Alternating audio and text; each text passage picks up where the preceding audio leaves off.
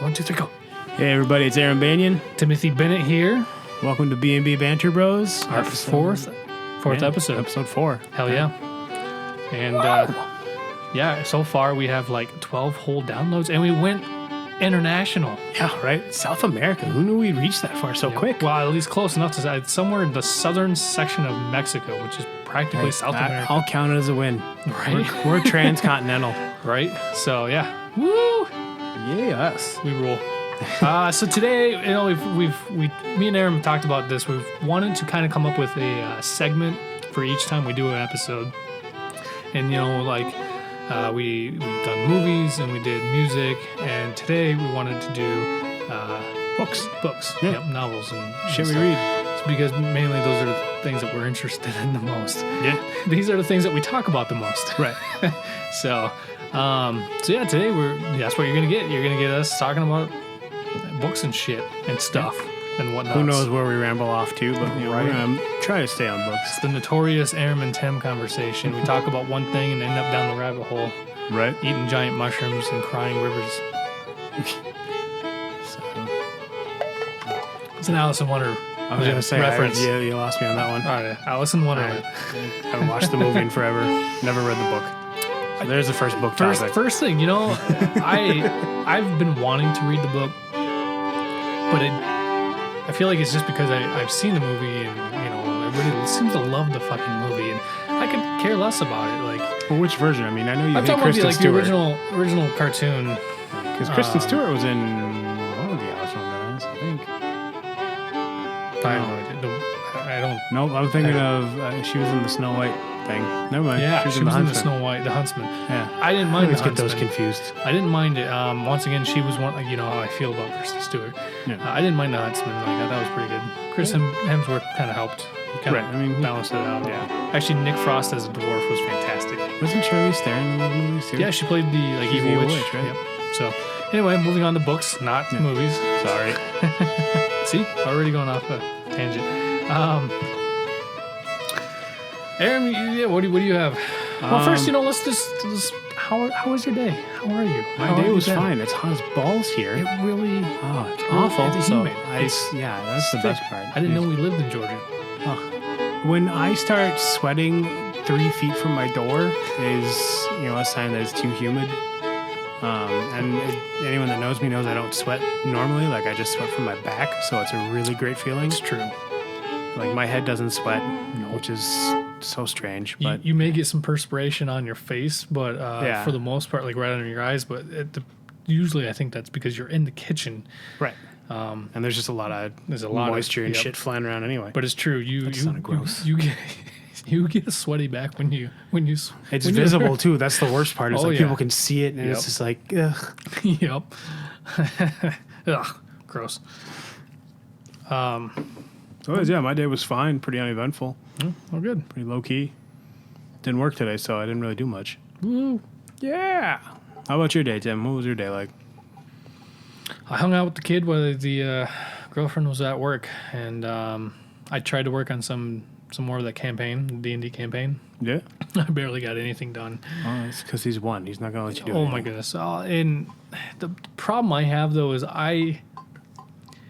he's at the stage where he wants to play, and he's starting to get bored when he doesn't have some interaction. Yeah. And so I enjoy playing with him too. So I like to focus on him a lot, and I don't want the TV on 24/7. Raise my kid. So Hey, don't knock it till you tried it.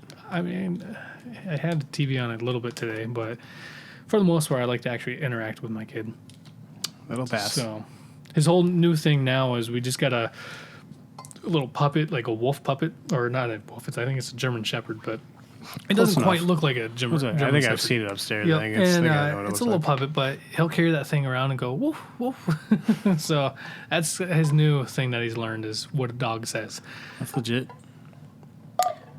Other than that, yeah, it's been pretty chill until my girlfriend came home, and now you're here, and now we're doing this. So that's pretty much what I've been waiting. I literally have been waiting for the time to pass just so we can get to this. Nice to be wanted. So, but yeah, all right. Well, yeah, let's talk about some books.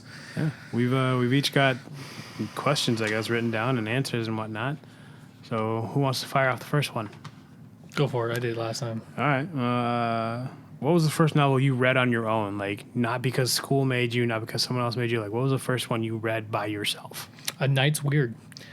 And still to this day, it's one of my favorite books ever.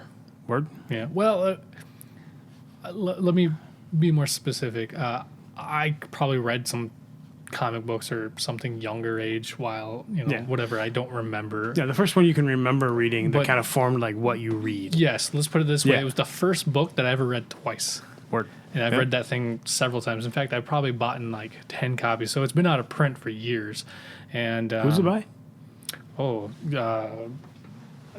give me a second. Oh, God, he ran away.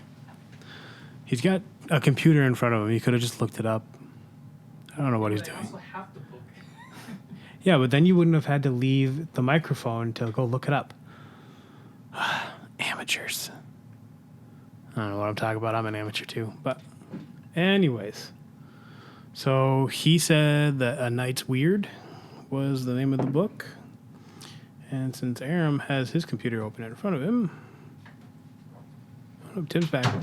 Here we go. So yeah, A Night's Weird. It's a magic carpet book, so I think it's for younger readers. All I asked for was an author. Yep. Deborah Doyle and James D. McDonald. Or MacDonald, sorry. Oh, word. Mac. Oof, gotta get that A in there. Right. But it's called A Night's Weird. It's a fast-paced and action-packed fantasy novel, and it's true. I think the thing I loved about this book the most and what intrigued me the most is it wasn't boring. It kind of went from one thing to one thing to one thing to one thing to one thing, and it just progressed. And It doesn't look like a super long book. no, so. not at all. Like, I mean, How many pages is it? 308. It's Yeah. a small, pretty close to a mass market book. Yeah. I love this book, but I've bought in this book, like I said, probably 10 different times over the years. I first read this book, I think, when I was in 8th grade, 7th or 8th grade. And it's been the only book, first book especially, that I read more than once. It's probably been the only book that I've read more than at least 5. Right. Because every couple of years I'll pick it up and reread it again. That's legit. It's fantastic. I love it. I mean, I've given copies out, but like, hey, read this, and then I never get it back or I lose it. People just throw it away. Right. Just give them complete and utter And trash. the problem is it's been out of print for years, and so I have to go and do some hardcore findings, Oh, yeah. digging, Like secondhand shops and shit. Yup, Probably. just to see if I can find it. And each time I've bought in it, I've gotten pretty lucky. And Stop giving it away. You won't have to keep buying it. that's why I don't borrow books anymore.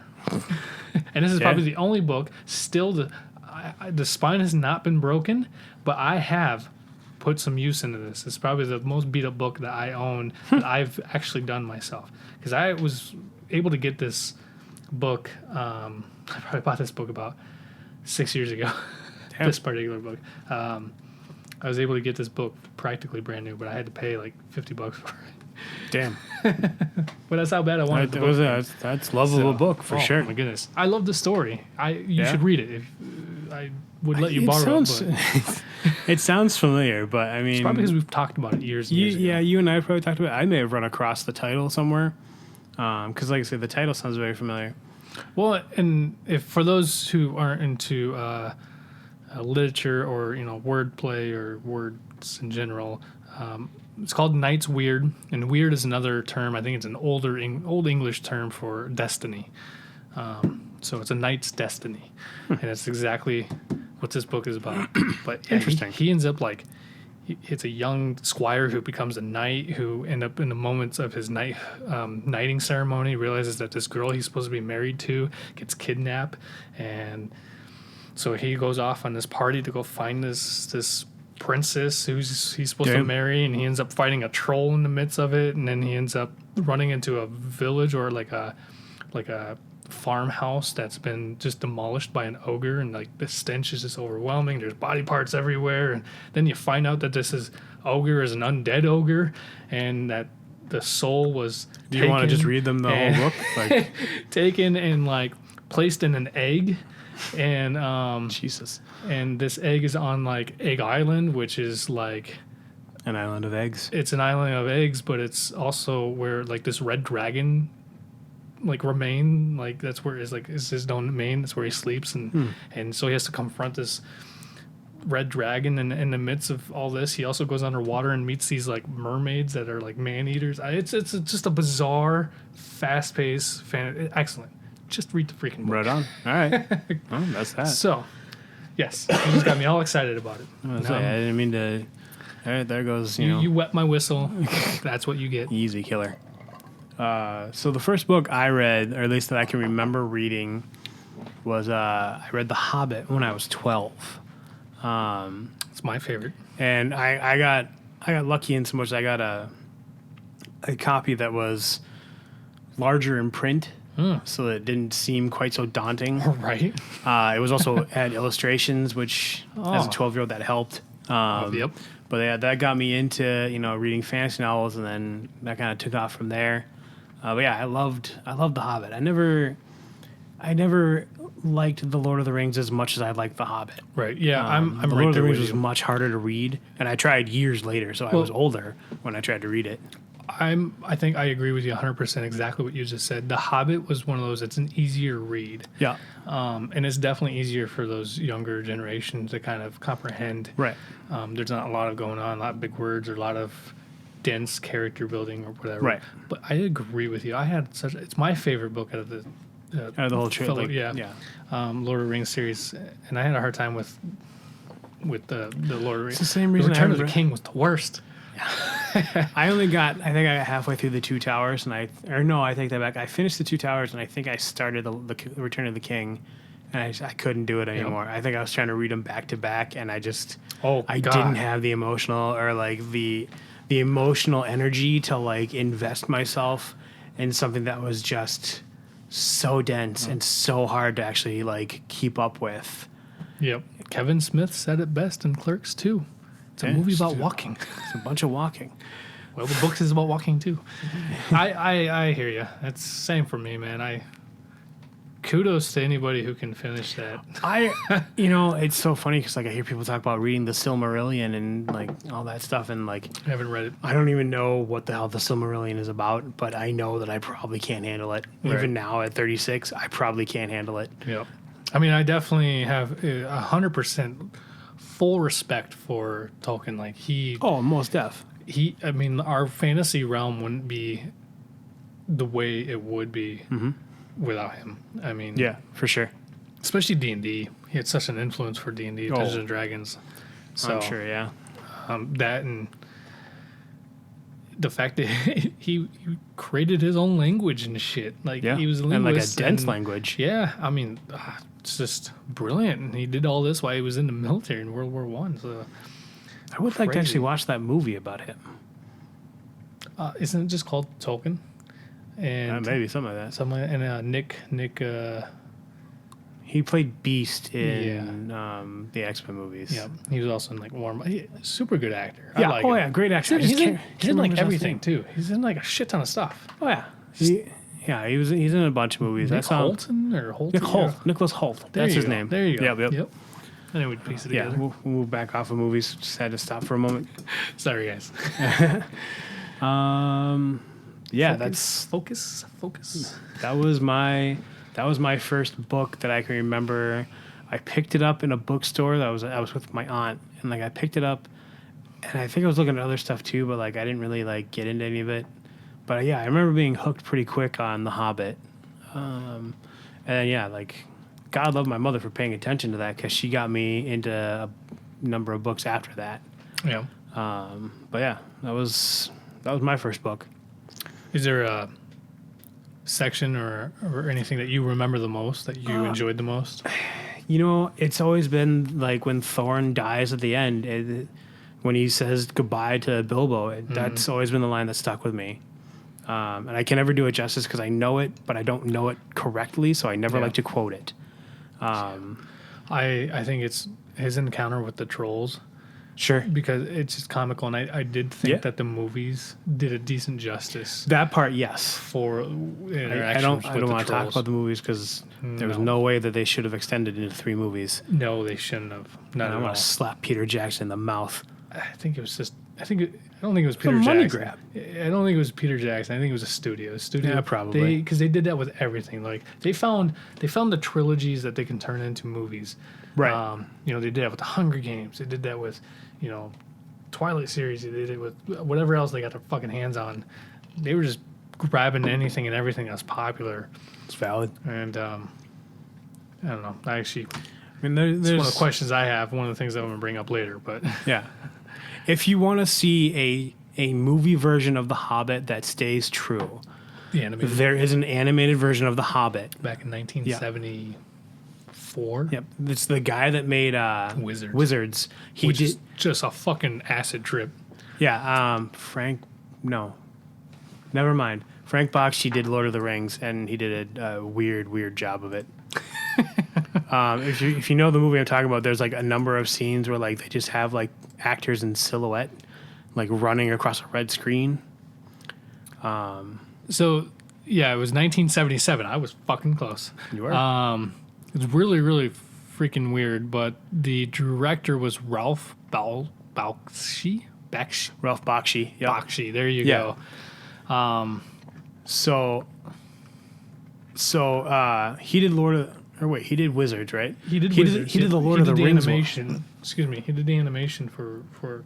Did he do the Hobbit or the Lord of the Rings? Hobbit. Because there's a Lord of the Rings one that Bakshi did, but he only did the first two. And so whoever animated the Hobbit also animated the Return of the King, and those two are dope. The Bakshi version is very weird. Well, The Hobbit was done in 1977 too. Yeah. Well, they were all done pretty close together. So the director was Arthur Radkins and Junior Jewel. Yeah. Bass, So, but he did do the animation to The Hobbit at least. Did he? Okay. Yeah. Because like I say, I remember the Lord of the Rings, like the first one they did that was animated had 1978. Had a bunch of the stuff that Wizards had. Yeah, he directed that one. Yeah. So and you can tell because like there's a bunch of stuff from Wizards that he did. Like I said, there's that red screen where it's just black silhouettes of actual people, like dressed in the proper Kind garb, running across. Yeah, that was how you knew that was a Bakshi thing. But somebody did the last part of Lord of the Rings. There's the same You guy. were just talking about that. Look right here. Oh, yeah. That's what you're talking about. Yeah. So Yeah. he was mentioning that red background with the silhouettes, and there's a little picture that says like Lord of the Rings 1978 YouTube, and that is the thumbnail that they used. Is exactly what he was talking about. I say so. Whoever How serendipitous. Yeah. Right.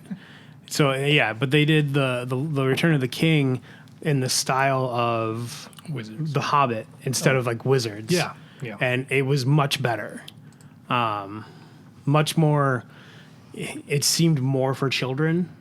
Being a cartoon, that's kind of what you expect. I guess. Not Wizards though. Right. No, the Hobbit and the second Lord of the Rings animation was much more geared for kids versus like the first Lord of the Rings and Wizards, which is not for children. No, but you should definitely check out Wizards. It's brilliant when it comes to the context of what the film is talking about. It's been a long time since I watched it. It's a futuristic, post-apocalyptic, like post-war, like kind of thing, and I think it's pretty There's much fairies in it too, though. Yep, but it has to do like it's just further into the future, so it had to deal with like something that had to do with like this nuclear war like that happened, and it's just like it's kind of like sort of Shannara kind of concept, but okay. I read one or two of the Shannara books.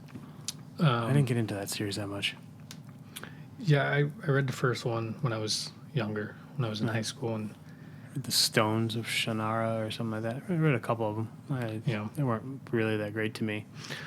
Very interesting concept. Terry Brooks is a really excellent writer, but I think it was Terry Brooks's fellow, like Lord of the Rings. He was pretty much just taking Tolkien and he put his own little spin on it. Sure. Because that's Terry. I mean, the Sword of Shannara was thousands of years in the future. Right. So war happened, and it was thousands of years later. Pretty much, man mutated and turned into magic. reinvented Returned, it, yeah. kind of itself into this fantasy realm, and Yeah. it's a really interesting concept. But there's so many fucking books too. I think Yeah. there's like There's there's upwards of 10. I don't know. There's Upwards a lot of. I mean, he might still be putting They're them up not for as all I know. there's not as many though as the Legend of Dritz, R.A. Salvatore's Legend of Dritz, for sure. because there's 3 books or something. I don't know. Yeah. There's a lot, and anyway, that's for another topic. Your question next. So I just went. Well, since I did the music, what genre do you listen to? What genre of books do you prefer? I'm pretty heavy into fantasy. I don't really get into sci-fi. I have branched out like to some urban fantasy, and then there's been a few where they kind of do fantasy in the Old West, which has been kind of interesting. I'm starting to You told me Six Gun the Six Gun Tarot by R.S. Belcher. Western urban So it's fantasy all kind of thing. it's Old West. The Six Gun Tarot, the Shotgun Arcana, and the Queen of Swords, I believe, is the Still third need one. to read those. I haven't read the Queen of Swords, but the first two, the Six Gun Tarot and the Shotgun Arcana, are very good. But yeah, so I'm starting to lean into that. I've started to get interested in the Cthulhu mythos, so I'm finding cheap or free books on Kindle Unlimited to try and get into. Did you find the Mountain of Madness? No, I haven't found In the Mountains of Madness. I think I warned you. Yeah, It is one of the hardest things I had trouble reading it, sure. and eventually I read it and realized I don't really remember what I read. I was reading I ended up getting an audiobook, and that was a Yeah. lot easier to comprehend. I 'cause it's rented- dry. Yeah, well, I rented a collection of short stories by some guy. The book I can't remember offhand, and I read the first one, and it was quite literally like maybe 3 or 4 pages. I don't know, but at the end of it, like the ending, I was like, "What the fuck did I just read?" And there was not a lot happening. Like this chick shows up to a town where something happened in another Cthulhu story. Like she shows up, she goes to this base where they're studying the thing, and they won't let her in. And then she goes to this institute where this guy basically lets her in and says, "Well, we'll go, tomorrow." But then all this weird, she's starts talking about how creepy he is because he looks super starved and almost dead, and they go to dinner, and then she goes and parks in front of this the base and starts watching this weird shit. And, a monster comes down from the clouds, and then it's over. And then she wakes up and she's 50 years older than she was, and that's the end of the story. What the fuck? What the fuck just happened? And I get that Lovecraft wanted other people to use the mythos to write. I totally I read that. I thought that was cool. But you guys gotta put something more in there for me to get. Well, you also got to remember the kind of guy he was, the era he was writing. He was practically paranoid. Yeah. He was practically schizophrenic. But I know that he was also. I remember reading that he was a douche. He was a prick. That would surprise me. But writers aren't. Right. To their own point. But he also was. He wrote and wrote and wrote. But I guess a lot of Lovecraftians that were have a lot of more knowledge than I freaking do. Pretty much say that he was battling his own demons on the paper, and they never left. So a lot of writers, a lot of authors will tell you that's their stories. They write their demons out, and that's how they're gonna relieve themselves. I don't know what the fuck this guy was battling with that story, but Yeah, from my understanding is he probably had some kind of mental illness too. Who knows? maybe I'm not trying to talk bad about him per God, se, no. but that story just pissed me off, But and I couldn't that's- read the rest of the book because I was like, if this is how it's gonna be, fuck this book. Right. He probably did it intentionally, is what I was getting at, just to Probably. piss people. Oh god, it worked. I was so mad. I love the Cthulhu mythos as well. I love the story. I find reading about the actual old ones, reading about Cthulhu and all the other ones, I find that very interesting. But if I don't know if I can get into the dry, the dryness of Lovecraft's work.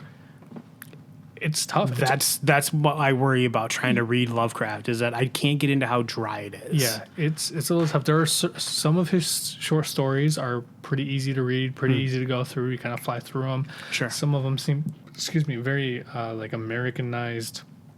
Like when I mean Americanized, I mean it's really dumbed down. Yeah. Americanized writing, and then some of it seems like it's like not English, but definitely European of some sort, where it's so convoluted and context that you're just like, where am I? What's going on? And that's the amount of madness right there. I know that Lovecraft basically wrote with the idea that the scariest thing is the unknown. Mm-hmm. So he left you wanting to understand. Yep. Like, I get that part, but there has to be a line that's drawn.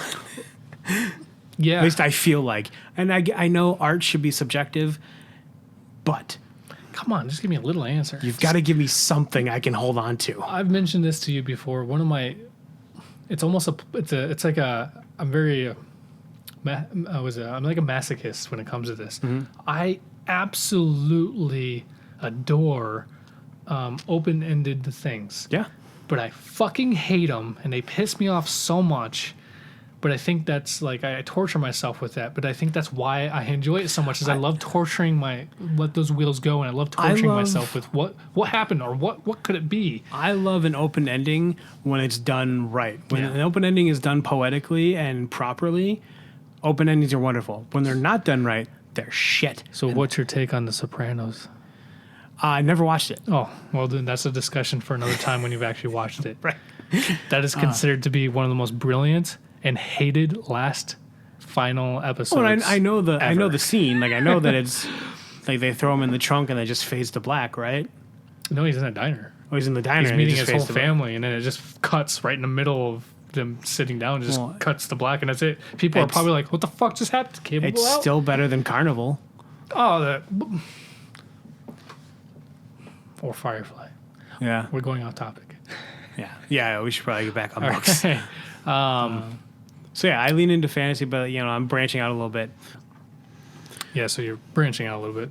Yeah. I personally, I do like my urban fantasies, and you kind of introduced the urban fantasy to me. Before then, I was reading a lot of fantasy when I read. But to be honest, it wasn't until I met you and I started reading a lot more. Actually, I can't even say when I met you. It was around the time I moved up here in St. Cloud, I started reading a lot, because for the longest time I didn't have Netflix, I didn't have internet, I didn't have those kind of things. Yeah. I had internet, but I didn't have those kind of things like Netflix or Hulu or anything to occupy some of my other time. So I rented movies a lot, but I used to buy a lot of movies, which is where a lot of my collection comes from. Yeah. Someday we'll take a picture of it so everyone can see. Right. Or if we start doing a YouTube or video podcast as well, they'll see. I have over 1,000 movies, and that's not including my TV series. Right. Yeah, but there's a whole other shelf for that. Yeah, but I started, before then I read a lot of fantasy stuff, like The Hobbit, R.A. Salvatore, the Legend of Drizzt. I also, one of my favorite books was David Eddings and Leah Eddings' Redemption of Athalis. Never heard of that book. It's a fantasy book. Right on. Well, I kind of figured. Yeah, Sword of Shannara I read. The Knight's Weird. Those are all fantasy, medieval fantasy and stuff. And other than the stuff I had to read in school, right, that's what I primarily read. And then, 10 years ago, I started reading outside of that realm. Yeah. Actually, the first book I can really recall reading that wasn't an urban fan was Twilight. Sad to say, it was Twilight. And that was the first time I was like, for shame. Right. It was kind of a bad thing to introduce me into not fantasy books. But I was playing D&D in high school a lot too, so it was very appropriate. So you were living the lifestyle. I was, So, and going to a Renaissance Festival and stuff like that, because I worked at the Renaissance Festival and as a juggler. Cha-cha-cha-cha-cha. Right. So, but hoity-toity over here. I definitely prefer my fiction. Yeah. I am not against nonfictions. I do like memoirs and autobiographies and stuff like that. I've read some autobiographies. I tend to lean more into like comedians. Yes. Tend to be the ones that I read. Because they tend to have more of an interesting life. I stay away from politics, and Oh God, yes. I stay away from certain types of celebrities. Yeah. But I agree with you. Mainly comedians. I feel like it's because comedians. I mean, Howie Mandel. Oh my goodness. Not the Backstreet Boy. Howie Mandel said it best and said that a lot of comedians write from what's like the darkest parts of themselves, and it's their way of kind of laughing at themselves about it. They're exercising their demons. Yep. So and so they definitely have very interesting stories to tell. Yeah, definitely. But I prefer my. Oh yeah, I do my too. fiction. I prefer fantasy novels. Like I want to be able to escape. I want to be able to think that I replace myself somewhere that's not here. Not that like life may be awful, but like to be able to like put myself in the shoes of a hero.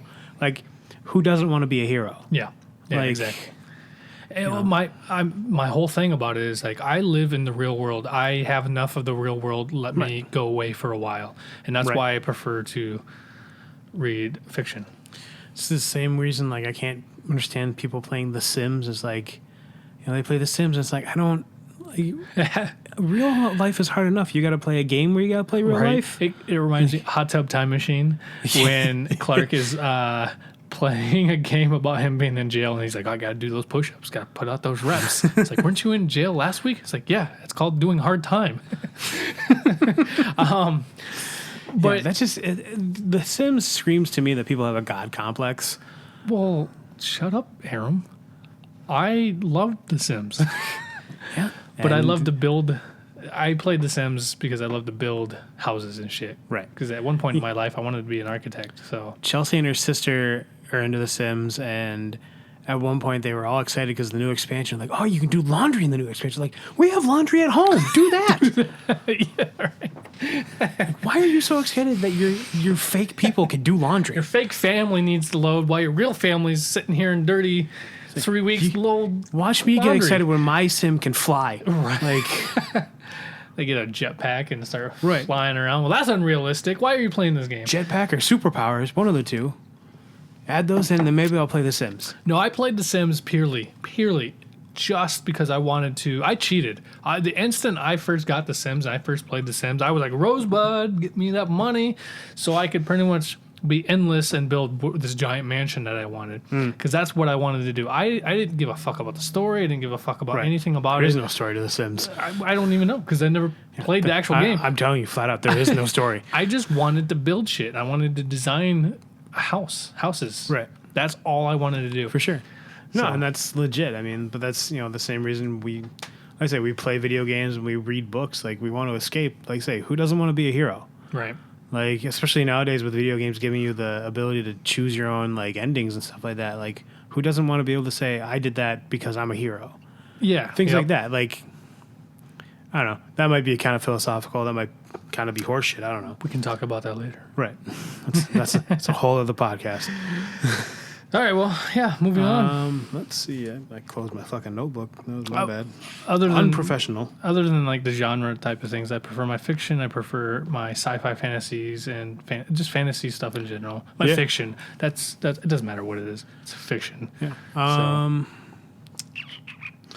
Well, what are some of your favorite series? Because I know you have a number. I've got a few that I like. So, favorite series? Well, whether they be trilogies or longer, I think that's one of the kind of questions I came up with too. So we're at least on the same page. So for me, one of my favorite series. We can even do then and now, like when you were young, favorite series, and now favorite series. If you want. I already told everybody that I didn't read much until like 10 years ago. So that's still younger. I didn't have a series. I couldn't get past one book. I would have to say, though, like still to this day, from the moment I read it, is Sandman Slim by Richard Kadrey. That's probably my favorite series of all time. And I don't know, I'm pretty obsessed with that. I'm pretty obsessed with Richard Kadrey in general at this point. But yeah, I mean, definitely Sandman Slim. I mean, what's he on? Number 10 now? He's about to come out with number 11. Yeah, so, I mean, yeah, he's got 10 books out now. He's still going strong. I think he's done. I think it might be. I think, yeah. You know, I was Ballistic getting Kiss, which is the one that'll be coming out. I was getting worried that he was going to start running out of stuff, man. I worried. He came out with, I thought, Killing Pretty, I thought was going to be the last book, and then he came out with, like, Kill Society, and then I was like, well, maybe this is the last book. Oh, yeah. And then he came out with Hollywood Dead, and I'm like, my God, is this the last book? Was the Perdition score before or after Killing Pretty? Oh, that may have been after. Sorry, that may have been after. I couldn't remember. Yeah, Kill Society, it was, Perdition score. Killing Pretty, Perdition score, Kill Society. Yep. Yeah. But yeah, that has been my favorite series. Although, if you want to really count it, Tim Dorsey, he has 23 books, and every book he's written is one series. Oh, yeah? So 23 books it's called the Surge Storm series.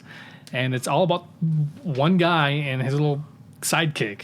So it's about Surge Storm and his shenanigans and shit. And then he has, Cooper, which is his like little sidekick guy. And that's an entire series, and I do love them. But each book reads on their own, so you don't even have to like know anything from the past. Oh, he doesn't reference anything from. He does. Books? He totally does. But it's not important for each book. Oh, like it doesn't really play off of something he did. It's more of a past tense thing, so it's more like a memories. So he talks about what he's done, and it's referenced in some of his other books, but it's not important to what he's carried. It doesn't get carried over. Does that make sense? Sometimes there's actually a couple books that do, but once again, you really don't need to know it. You can pick up any of these books and be fine. But I just love Tim Dorsey's style, and I love the audiobooks because Oliver. Oh crap! I can't even remember his last name. Reads the audiobooks, and they're fantastic. His voice acting is just superb. But like I said, Richard Caddy's Sandman Slim novels, I'm obsessed with those, and I'm super, super, super excited for the movie. Yeah, that's gonna be cool. That's gonna be really cool, especially because it's the director Chad something from John Wick, the guy who directed John Wick. He was also Keanu Reeves, like stunt man. He was a stunt choreographer for like The Matrix and stuff. Oh, okay. And he directed the John Wick films, which anybody who loves action flicks, they're fucking badass. And he's directing Sandman Slim, and so I'm fucking stoked. Sounds legit. I cannot wait. I just wish they would get out of pre-production and start working on post-production. Right. Or actual production. No, I want it to almost be ready. Right. So I want it now. I want it now. That's cool. So, yeah. What about you? So I'm going to do, because I got a number of them that I like to tell people about just because I think that they're worth reading. So when I was growing up, I mentioned my mother got me into a bunch of books after I read The Hobbit. The one that stuck with me the most was she got me a Redwall novel. It wasn't the first one. It was actually, I think, like the 8th or 9th book, something like that. There's a bunch of them. There's a ton of them. It was called The Outcast of Redwall. And I remember just digging the book, and I dove right into the series from there. I think I stopped reading after the 12th book or something like that, but like I think partially because they're geared more for younger readers. Yeah, I think I kind of grew out of it. Yeah, I'd kind of aged myself out. But even to this day, there's still some of them that I remember, and like the endings are some of my favorite endings. I'm always a sucker for the hero dying. I think that's when they do it in the proper way. I think kind of it's very poetic. Sacrifice for the better good. Yeah, I've always been a sucker for endings like that, and a couple of them have those death scenes. You are kind of on a martyr complex, aren't you? I am. It's weird. It's not healthy, probably. But yeah, so I mean, the Redwall novels are. If you haven't read, try to at least read a couple of them because they're worth reading a few of them. Yeah, you told me about them because they're like when animals talk and stuff. Because they're all. There's no humans. Yeah. Everybody's like there's mice and moles and rats and weasels and ferrets. But it's all fantasy, fantasy-esque. There's sword play. And, like, there's no magic per It's se. pretty but much like there's- Disney's Robin Hood, essentially, yeah, kind but of. for kids. Right. You know, even not even like for kids. Like there's like death and stuff in these. Like people are being stabbed and poisoned. So it's beyond Robin Hood's Disney Right. style, because I don't think they stabbed anybody. Right. It's blasphemy. But you know, It's the like, Renaissance. Everybody dies. It's true. But yeah, like, you know, I think the ones that stuck out for me were the Bellmaker, Salamandastron, and then I think Martin the Warrior was probably the three. But so yeah, when I was younger, I read those, and then I read a series of books. I don't remember what the series was called, but it was about called Basil Broketail. Was about so there's this thing called battle dragons. So basically, in this world, dragons fight with like swords and stuff, and they have squires. And so it's all about this one dragon named Basil Broketail, because he has this like weird bend in the end of his tail.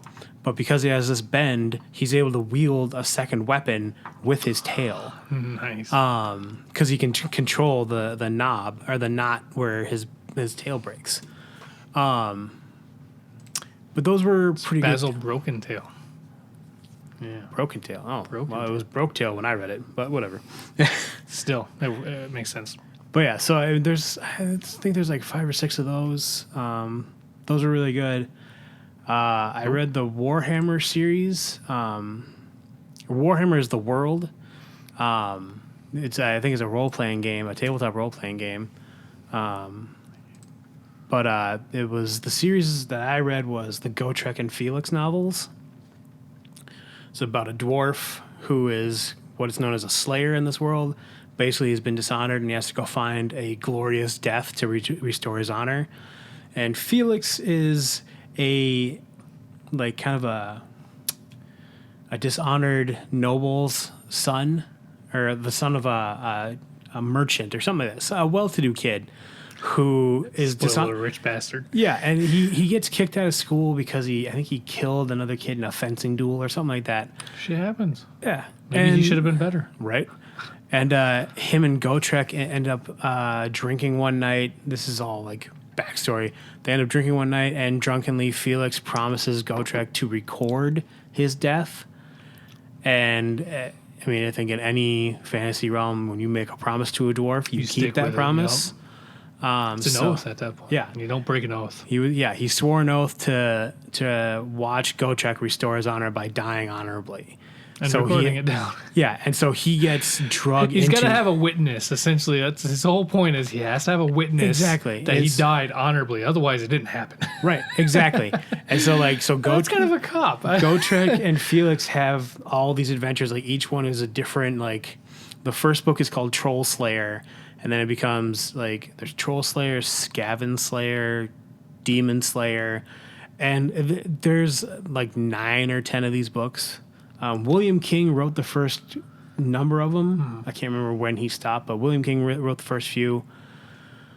But they're all really good.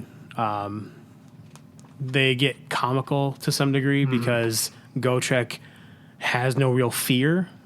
Like, because he knows he's got to die, so he doesn't fear anything, so he just kind of makes fun of it.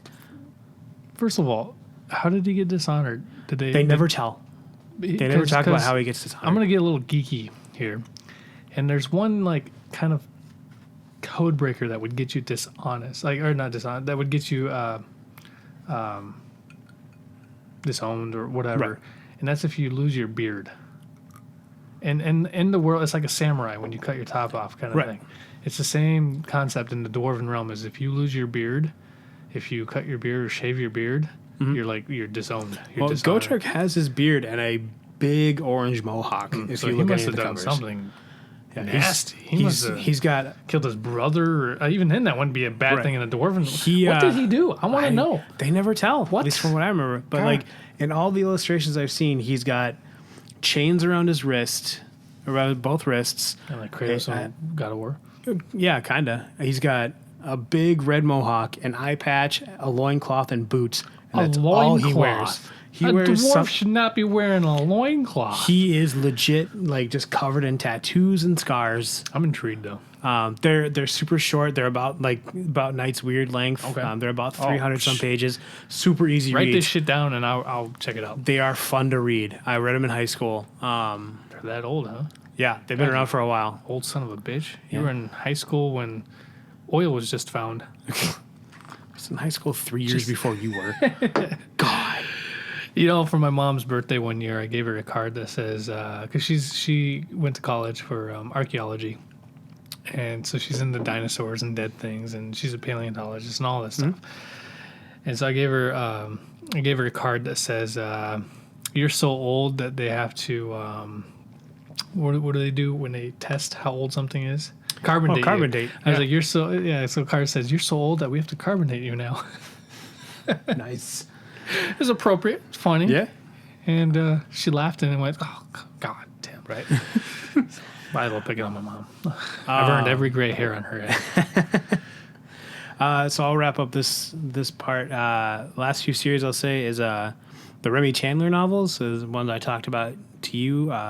It's about an angel that comes down from heaven after the first war in heaven. Decides he doesn't want to be an angel anymore. Like, he doesn't want to be in God's army. So he throws down his sword and he leaves heaven and lives as a human. And pulls a whole Nicolas Cage. Essentially.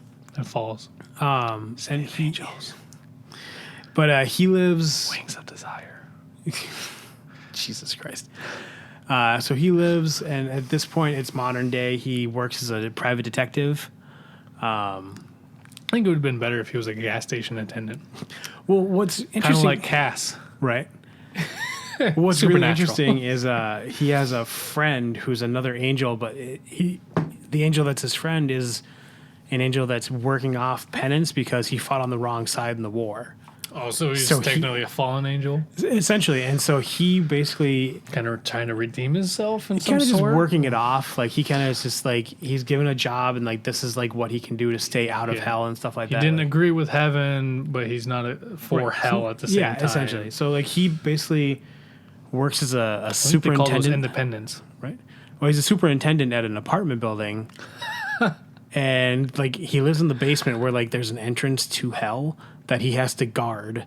But he's also the superintendent for the building. God, I got to check this book out. And I'm intrigued already. he's described as like being kind of like out of shape. Like, he's kind of built like me, where he's got a beer gut. So he's not someone you would think would be, you know, like an angel. Like, Remy Chandler's described as being like in shape. He's very, very handsome looking. This guy is not that. It's kind of like the Sandman Slim.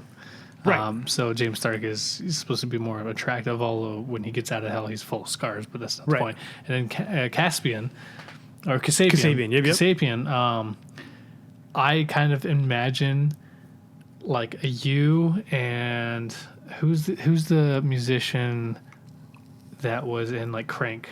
He was the doctor. He was also in Sling Blade. Oh, and I just was thinking of this guy too. I can't remember his name. You have to look him. So I imagine a version of like you mixed with that guy, and that's Kasabian in my head. Yeah, I could. And then I kind of imagine James Stark to be like Ryan Reynolds, essentially, or Dean Winchester or Jensen Ackles, like Dwight Yoakam. Yes, Dwight Yoakam. Yeah. I know he's a music guy. Yeah. I know he's known for his music and stuff. Yeah, he does country music too. Total douchebag though. He plays really good douchebags. Yeah, I was just say he so plays for life. Yeah. Anyway, but yeah, those are some series that I dig. I'll rail off that, or I'll trail off of that because I could probably go on for a few more minutes. We don't need to though. Those are enough. Those are all worth reading. I ain't stopping you. I was obviously That's what Sandman this whole Slim. podcast is about. It's true. Sandman Slim and so R.S. Belcher has the Shotgun Arcana and the Six Gun Tarot. Those three books of the Queen of Swords are the Golgotha series. He also has another series called the Brotherhood of the Wheel, which is an urban fantasy in which that like truckers and like, you know, delivery guys, people that drive long distances on the road, basically act as like they like hunters in Supernatural. Oh, but they all okay. are a community. Like everyone knows that like this is what we do. Yeah. Like motorcycle It's actually gangs. very appropriate because in Supernatural, there's a lot of truck drivers that are hunters. Well, if you notice, I always notice in Supernatural, every hunter has a classic muscle car of some kind. Like Not they every don't. hunter. Well, 90% of them. Couple. I mean, yeah. I mean, there's like the main superstars hunters, the ones that are some kind of relevance or importance. Yes. Right. Yeah. Well, I mean, like I said, all the 'Cause, ones that I can remember always have like an older. The guy from This Is Us when he was. Yeah, he's got the Dart. He's got the Dodge Dart. Yep. And then you have Bobby who has the. Mustang, I think. There's that a Charger. I thought it was a Charger, but I can't Maybe, remember. I can't remember But which. his wasn't all like prettied up like. Yeah, his was all everybody beat up and else's shit. because he's a That's how. junkyard. I mean, that's what he Yeah. was. Like he was beat up. A Bobby, too, one of my favorites. I love One Bobby. of my favorite scenes is like, who names a character after themselves? Anyway, watch Supernatural. Yeah, for sure. It's all up on fucking Netflix now. If you really want to get into like a couple more series, like those are like Same as Slam is one of my favorites. Tim Dorsey, I love the Tim Dorsey series.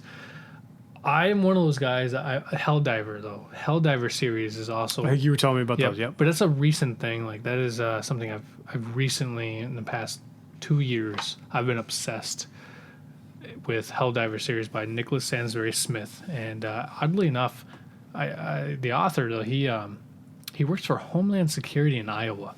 So the dude, he's written some other stuff too. Like he has a Trackers series, which is super good. Sure. It's more like EMG, not EMG, electromagnetic, EMP, yep, went off or something kind of like that. Oh, And yeah. so now, like, because World War III kind of started happening, and now it's a post-apocalyptic kind of scenario. I think I may have heard about that. Either or way, saw it Trackers, somewhere. that was a pretty super good one too. But if you, Interesting. I also love Commune, which is by Joshua Gayu, and it is a post-apocalyptic world, but it's not a fantasy world. It's just what happens post-apocalyptic. I love post-apocalyptic stuff. Sure. I just love, I don't know, the apocalypse kind of scenario stuff. But in this case, it's just about a certain amount of people. There are two types of people, essentially. And you follow mainly one character who's like a primary character who is acted as a secondary character and is done as a journal. Like there's this one guy in Interesting. this kind of commune camp that kind of takes notes and stuff like that, and he's pretty much the one writing the book. But it's a great series. Yeah. Great series, great character building too, and you really get differences. You get quite the dynamic in characters, but you also get almost what I personally felt like more of a realistic view of what could happen Sure. if shit just went south and now we're in somewhere else. Yeah. And the thing I love the most is Jake, who's the main primary character you kind of follow or who's like important. It's a mystery. You don't get shit out of him. He doesn't talk about himself and what was. He just worries about what's now and what to do interesting. next. Interesting. And it's a great series. I do say that's one of the best series I've read in a long time.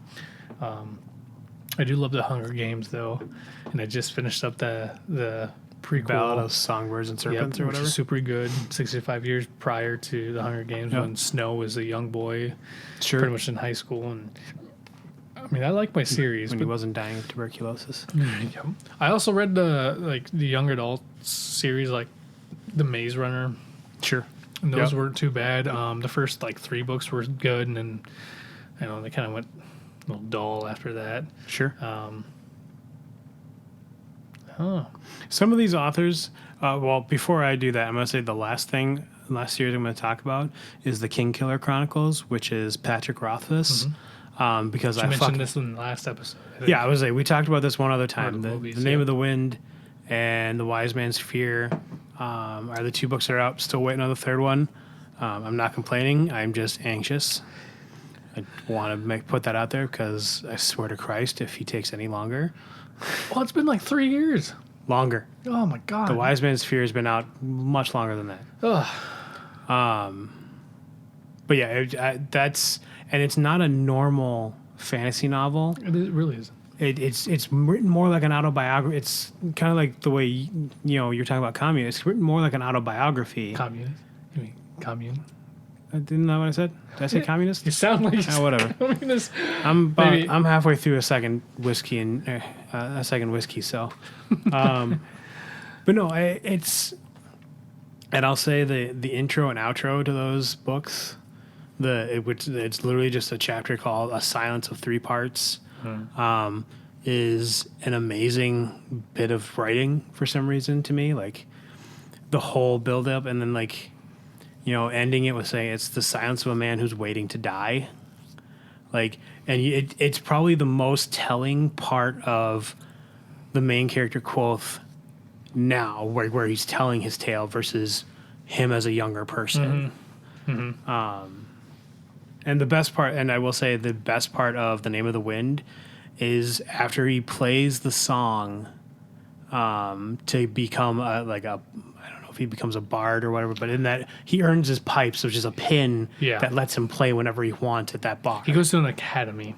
Yeah. To become some kind of like a wizard. Some kind of wizard, yeah. Some kind of magic user of some sort. Because he's not essentially a wizard.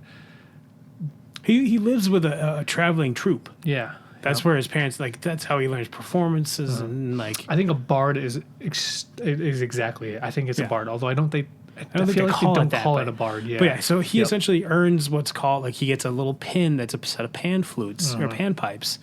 So he's playing to earn his pipes, which basically gives him the ability to play at that bar whenever he wants. Yeah. And he's playing, and he chooses the song, and he talks about how deep it is and how emotional it is, and he basically finishes the song, and the next chapter begins with him crying on stage because he had to feel the song. Yep. And then going to his friends who were sitting and watching, who did not know what he was going to play, crying their eyes out. Well, one is like inconsolably crying, and the other is one of these staunch, like very like cut off sort of individual emotionally, and like he's like, even he had tears in his eyes. And I think that's probably my favorite part of the first book.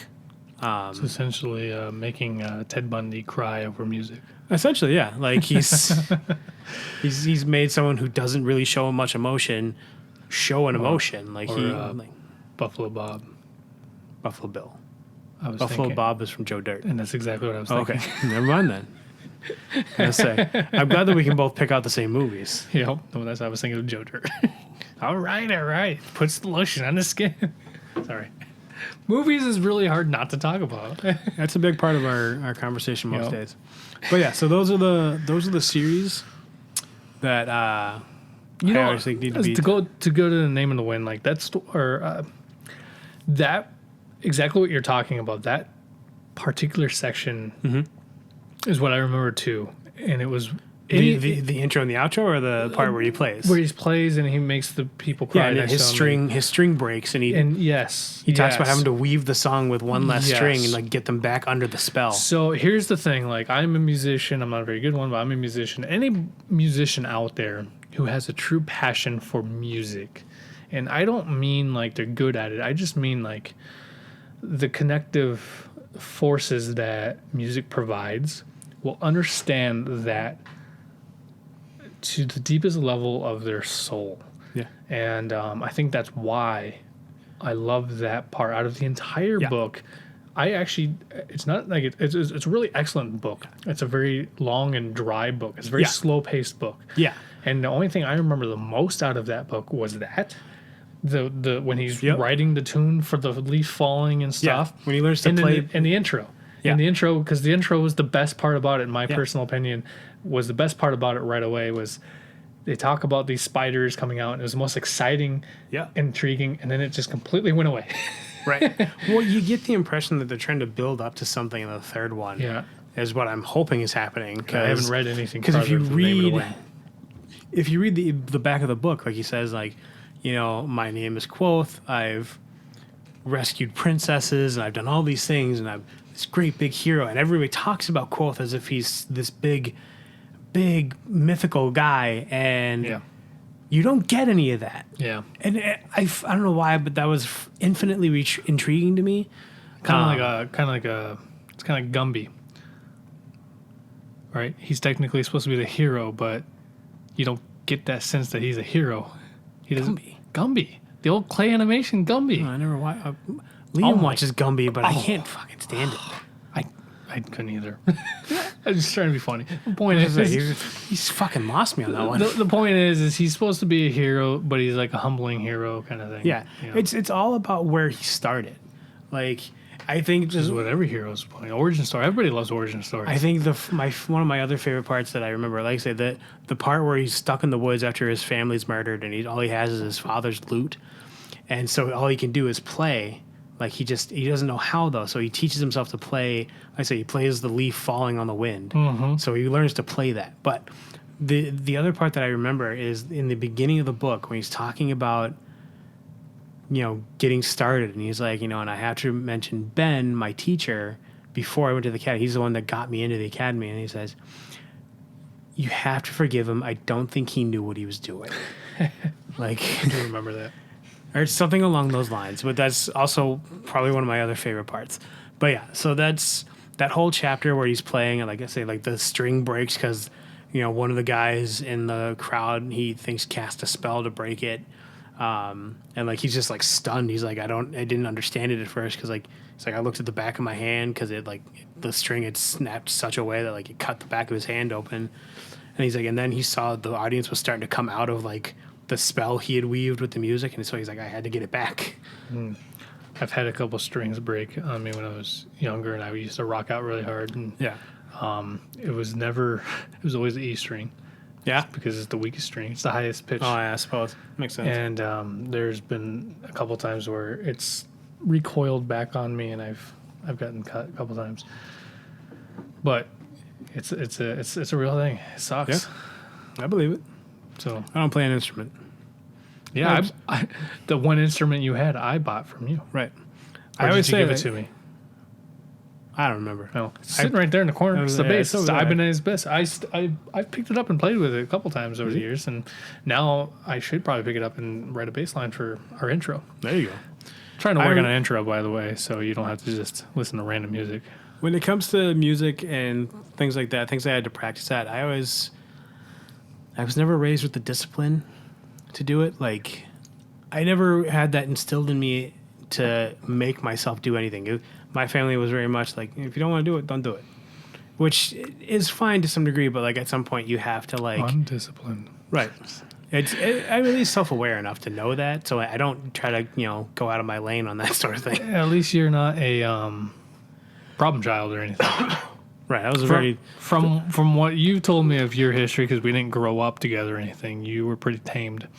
Well, probably compared to me, you were probably pretty tame. I didn't get into a lot of shit. I always tell the story of the best whooping I ever got was early on in my life. My mom took me to Toys R Us, and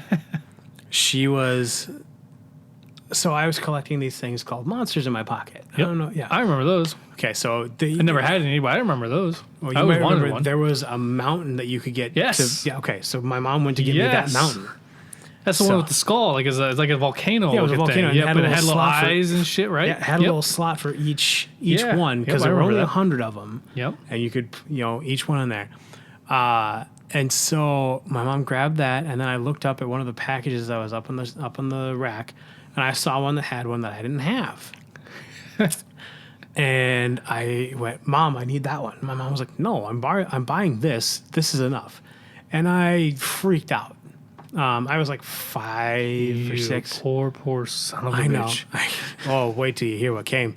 This is how I knew my mom was on another level.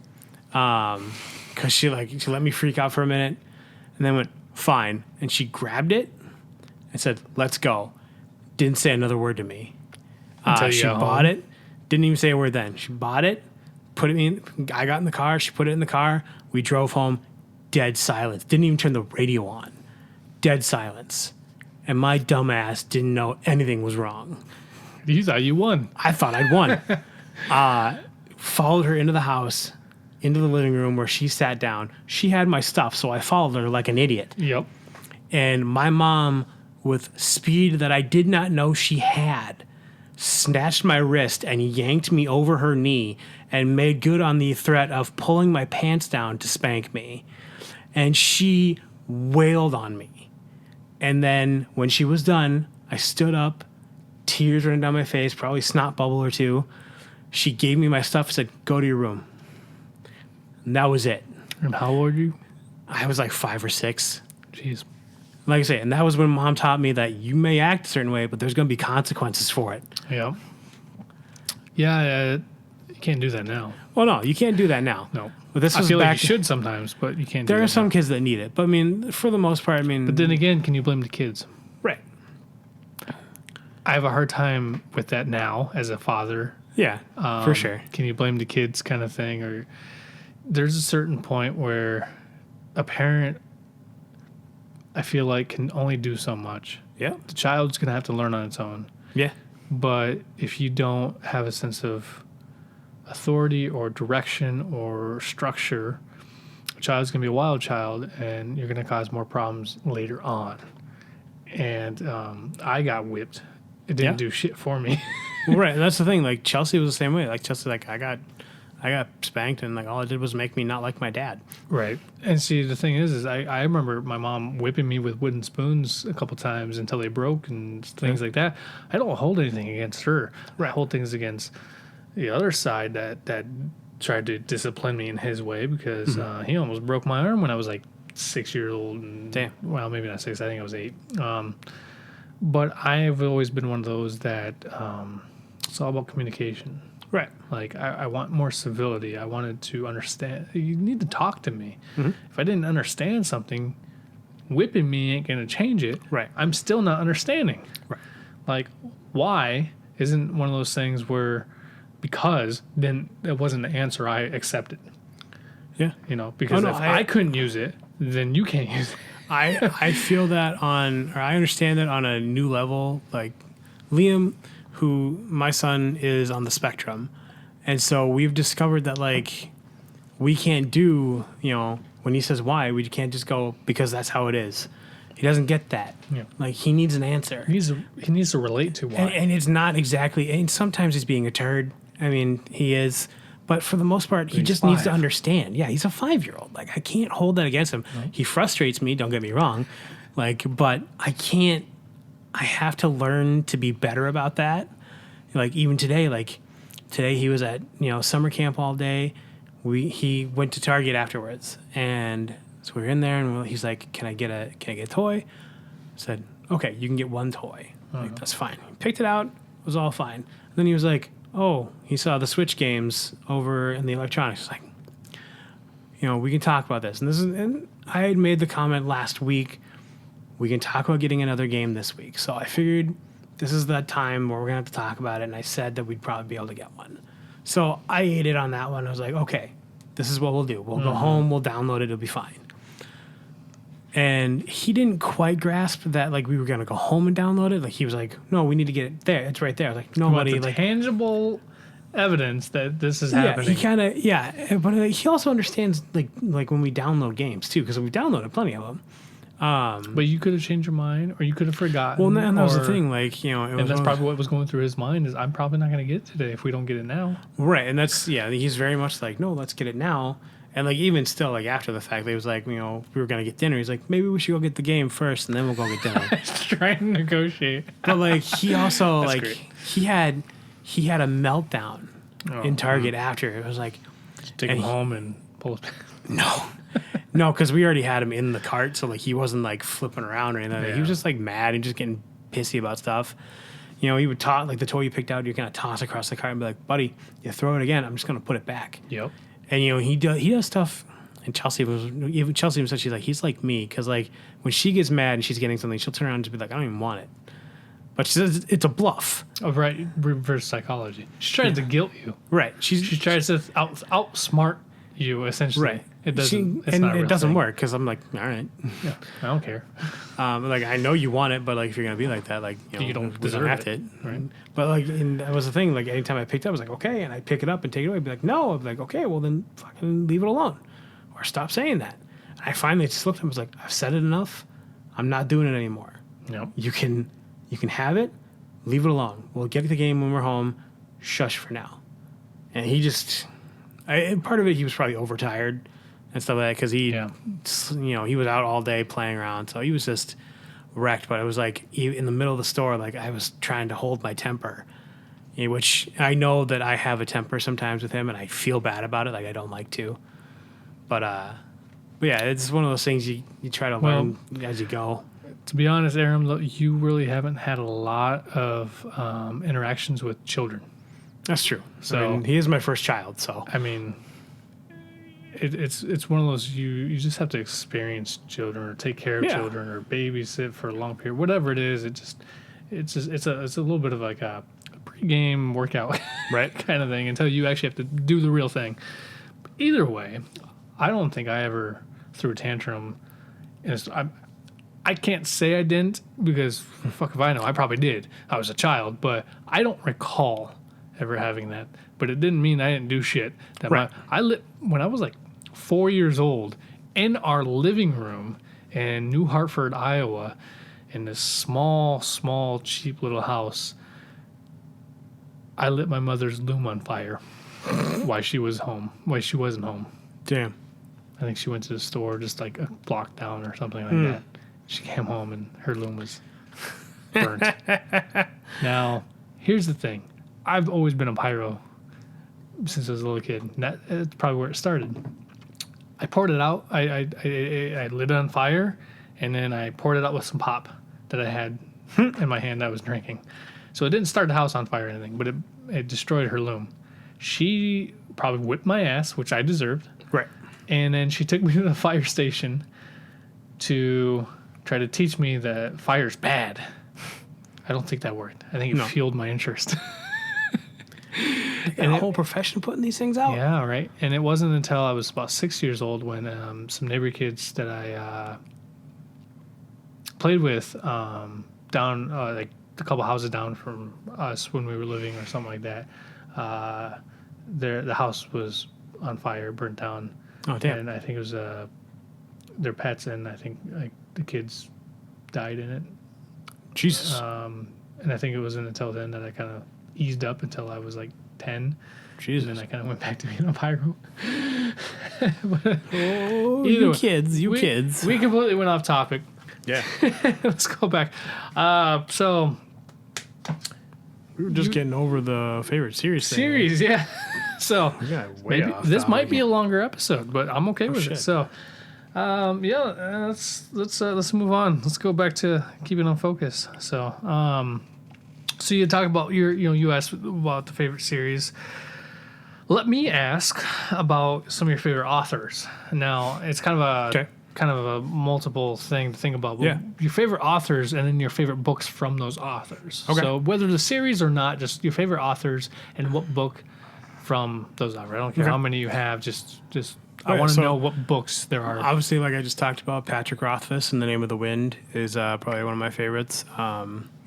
I do really enjoy Shakespeare, which is not me copping out. I love Shakespeare. I loved his book of sonnets, and I also liked A Midsummer Night's Dream, which is probably one of my favorite of his comedies. That one's not too bad, yep. I loved Puck's. There's a lot of characters in that one, though. Puck's monologue at the end when he talks to the audience is probably my favorite. I think it's... I kind of say it's Shakespeare was breaking the fourth wall before breaking the fourth wall was cool. Other than that... Tolkien is obviously very high up on my list because The Hobbit was a very formative novel for me. Mick Foley, The Wrestler, if you have read his first two books, I believe they're called... The first one's Have a Nice Day, A Tale of Blood, Tears, and Sweat Socks. And then I think the second one is Foley is Good. He is a very, very fun and interesting writer. I think what's very interesting to me is the fact that he wrote his first autobiographical book on yellow notepads. Talking about Mick Foley. Yeah. He wrote Have a Nice Day on yellow notepads. I didn't type any of it out. One hell of a wrestler. Yeah. Oh yeah, he was. I mean, if you ever His get a chance, documentary is fantastic. which one? Oh shit! He's got a couple of them. Does he? I just know The most recent one is one of his first. It had to have been his first. it's like the Three Faces of Foley or something like It that. must be that one. That sounds proper. Is it where's they holding Mr. Socket? I think that's one of the pictures. I think it's the three different characters he portrayed. So like Cactus Jack, Dude Love, and Yep, I think that's the one. okay. So if you watch, no, it's all good. If you watch his last one, which is on WWE Network, I believe. I don't know if you can find it anywhere else, but it's called For All Mankind. They talk about the fact that he's such a philanthropist. Like he's super into charity work. Super humbling. Dude, he's one of the he's most, a super humble guy. most nicest guys in the business. Like he's not over masculine whatsoever. Now he's a big old big guy with a beer belly. Yeah, but well, he was never far from that. I mean, no, he's always been a little. He's always been a little heavier. But I mean, he's definitely put on some weight now that he's not wrestling. But like he's super into he's got schools in Africa built like with his and his wife's name on it. He's been always charitable. Yeah, always. They in that documentary they talk about the fact that he has a girl in Africa that they were sponsoring since she was like 3, and at that time she is just graduating to be a nurse. Jeez, like they it's do practically their daughter at that point. Yeah, well, and Terry Funk, who was like one of his best friends, is like Mick will squeeze every ounce out of a penny. Like he'll go without for himself, but if like it would help someone else, he'll give you the shirt off his back. Yeah, I think that's one of the things that I should read his autobiography. The first 2 are super good. I didn't really read any of the stuff that he did that wasn't autobiographical. I heard it was good, but those 2 I read that were really good. He's one of those the unique, strange people that really you don't know the surface of. Because it's a character, but the surface, what you see on the surface, is not at all who's inside of him. The crazy one that I thought, like in that documentary, is Dee Snider talking about being friends with Mick, and he's like, Mick got me into doing all this charitable work. He's like, and I get all these awards, but he's like, compared to Mick, I don't do anything. Yeah, like he's like, so I can't compare myself. Craziest thing about Mick though is he never got his teeth fixed. No, he has them fixed. Well, like he has the replacements, but he still has missing teeth. So the he's Big got Show, dentures, the Big Show, he doesn't wear them a lot. Well, the Big Show came out with a show on Netflix. I watched it. I enjoyed the shit out of it. It was good. It was fun. It was entertaining. It's the Big Show, right? And Mick Foley makes an appearance, and with a couple others, they're going on this wrestling cruise. Sure. And he doesn't have his teeth. He's missing some teeth. See, so I watched, there's this thing on the WWE Network, which I subscribe to, that they do a table 3, and it was just 3 wrestlers that get around and talk about stuff that they did together and stuff like that. So it's him, Edge, and Christian, and they sit at a table and get served a meal. So at one point, Mick's talking, and you can see that he has all his teeth, but he goes, when the meal comes, he has to take his dentures out, and so he's missing all these teeth. Yeah. Well, I remember when he did one of the. Pardon me. Thank goodness, because I used to watch a lot of wrestling. I was big into wrestling when I was 10 to 13. Sure. And my best friend got me into it at that time.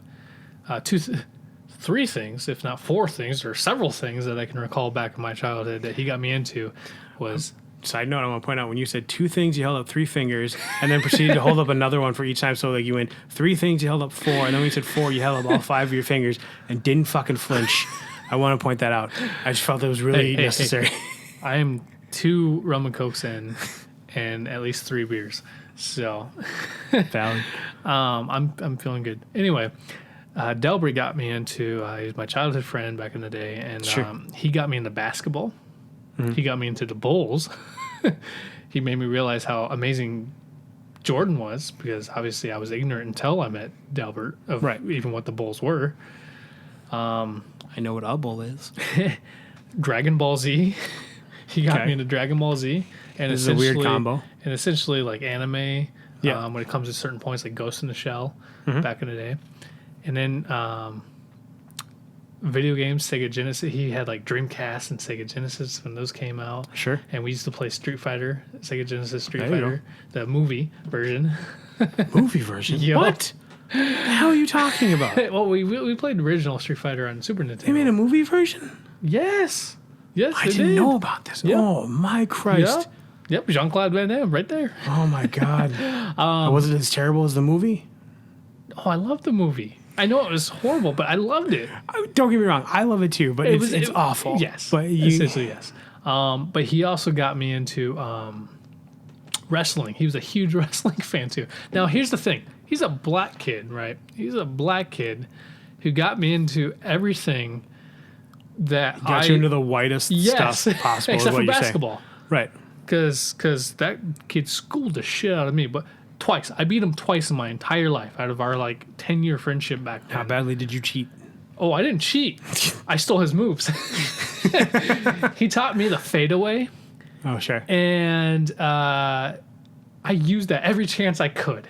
But because there's a point in elementary, because we went to the same school at one point. I think we were in 5th grade. And that's the only time I ever beat him twice was in 5th grade, because I was like determined. We used to play basketball in recess every freaking time. Nobody came into our court. So if it was me and him playing, we'd play against each other. If it was other people, we would play against them as a team. Right. And it didn't matter. We would play like 2 against 5 or 2 against 6, which happened. Yeah. He was that good. He was fucking good. And I was pretty good at the time because of him. But he taught me basketball. You're also tall. That helped. But he was the same height as me. So, Right. So it was an unfair advantage is what you're saying. Probably.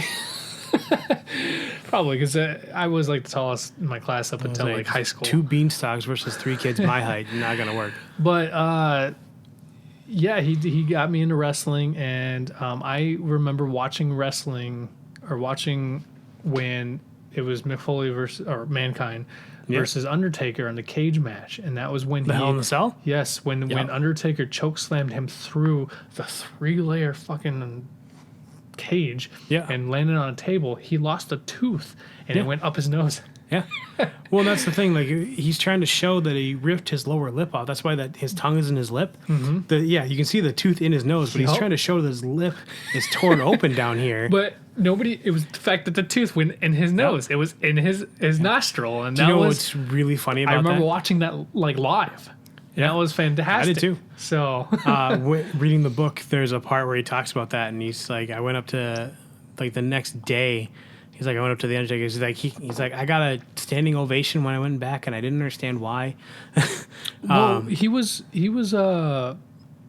What's the term that they used? He was like the punching bag. Yeah. He did shit that nobody else was gonna do. Yeah, they talk about that in his last documentary. But he was also one of the most loved people. Yeah. So, because he was always trying to help other people when he could. And once again, we talked about he's very charitable. Yeah. He's self-sacrificing. You know who's in that? So that the 3 Faces of Foley, when he's sitting in the bleachers talking to those 2 people, you know who that is, right? No. It's the Hardy Boys. Oh shit! I would have to rewatch that. I haven't watched that since like 2007. So I mean, the Hardy Boys were like, they invented the tables, ladders, and chairs. I remember the Hardy Boys. Yep. But yeah, this is like back when they were young. Matt Hardy, Matt and Jeff. Yeah, Jeff. They're Hardy. super young at this point, but he's talking to the Hardy Boys. Yeah, they're no longer a thing either. They are. They're back together. Oh, did they? Well, no, I take it back. Matt just left WWE again to go to AEW. But well, I know they were together for a few years. They did fairly well. They even did the tag team matches. No, they got back together like last year, and like they actually made a return to WWE and actually won the tag team championship. You know what's crazy is, oh my god, I just forgot his fucking name.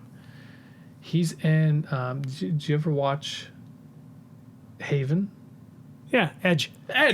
Thank you. Yeah, he just did another match. Like, he retired like a year or 2 ago, and then that's what I was gonna say. He retired a while ago. Actually, it was because he had a bad neck. And then he went. His body couldn't handle it. And then he went and started acting. And he did one movie that I actually quite enjoyed, with his longer hair. And then he went and cut his hair and he did. He was on Haven, and I really enjoyed him in Haven. He was in Highlander Endgame. I remember that. Was he really? Oh, he was one of the bandits on the road. It must have been later. Yeah, it was one of the bandits on the road when they're in the carriage. Oh, you'd have to go watch back it to it again. We've moved way off of books. Right, we have. I'm gonna stop it. Let's go back to books. I don't even know how we got into this. Because you were talking I was about, talking about Mick Foley, 'cause, Foley's yeah, his books, autobiographies and Yeah, so his books, his autobiographies, Have a Nice Day, and then Foley is Good, are both really good. I'm not one for autobiographies. He is well spoken and funny at the same time. Very can be self-deprecating at points, which I think is actually charming when it comes from him. because of how I mean, he knows himself. Like famous he really is, Yeah. how important he was for the Right. WWE, well now but WWF back when exactly. He's just he's just well written. Yeah, he was there were like what I call like the top 13 in the WWE or WWF. It was actually WWF because WWE came later when the World Wildlife Fund got mad. Yeah, and there's like 13 wrestlers that were like the pinnacle of what it meant to be a wrestler. And that was like The Undertaker, like Stone Cold Steve Austin, The Rock. Triple H is probably up there. Yep, Triple H was a part of it. Shawn Michaels. You had Mankind, Kane. You had there was a group of those people that were like the ones that were really popular back then, and that you went and you watched, and they were always on. He was a draw. Yep, and Mankind was one of those guys. Like not just because he was like the leather faced. Not because of the mask he wore, it was because of what he did. Exactly. Like, he pushed the boundaries, and it was just respectable. And like anybody, like I just remember those thumbtacks and shit like that, and he's like, that was nothing compared to some of the shit. Well, yeah, he used to do Japanese death matches. Oh my god! There were like explosives and barbed wire and shit all over the place. Yeah, I remember the barbed wire. I remember he got tangled in. There was a wrestler even before him, just like in the 80s, that did barbed wire that sliced a vein open or something like that. That surprised me. The Sheik. I think it was the Sheik. The Iron Sheik? Yeah, the Iron Sheik. I think he did a barbed wire match or something like that, and that was before my time. It was way before my time. Anyway, gotta get off this. We gotta go back to. I will say the funny thing I was trying to talk about that Hell in a Cell match real quick was he went and talked to the Undertaker after the fact. Like I think the next day he's like, "What were you thinking after you chokeslammed me through the cage?" And he's like, "Honestly, I thought you were dead." Yep. Yeah. Mark something is his name. Mark. It's Mark something. Curtis? No. Hold on, I can look it up. We both have computers, and we seem to forget that. Undertaker was always so I had a couple. We should be talking about wrestling. Just talking about books. Anyway, The Rock. I love The Rock. The Rock was so charismatic. Oh my god, yeah. He still is. Yeah. I loved Undertaker. He was one of my favorites. Mark Calloway. Yeah, Calloway. I remember him in Critters. Not Critters. He was in Suburban Commando. Yeah, I was gonna say, I'm like, wait a minute, Critters. Critters is an entirely different movie. No, wonderful fucking horror movie. If you ever get a chance to watch I it. love Critters. I don't know why it's called Critters. Probably because it's just very similar. Because he has that spot in the end when he's like, or in that scene, he's like, "You're a dead man, Ramsey," but he says it like really baby high voice. He's like, "No wonder you guys never talk." Yep, baby voice. Yep, Mark Calloway. What are Christopher Lloyd's better movies? I like Christopher Lloyd. I actually like the he's Suburban. Getting scary looking is what he's getting old, dude. He's like he's 70-something, 80 he years looks old. like the Crypt Keeper. Well, because he's 80. Well, he never changed his hair. It's true. I will say, though, he's some of the most iconic roles ever. Well, yeah, between Doc Brown, Clue, and Uncle Fester. Yeah, Uncle Fester. Right there. Yeah, those are at least three that I can think of that are most iconic. But anyway, we're going in about movies. All right, move on to the next question. You didn't. You told me about your authors, right?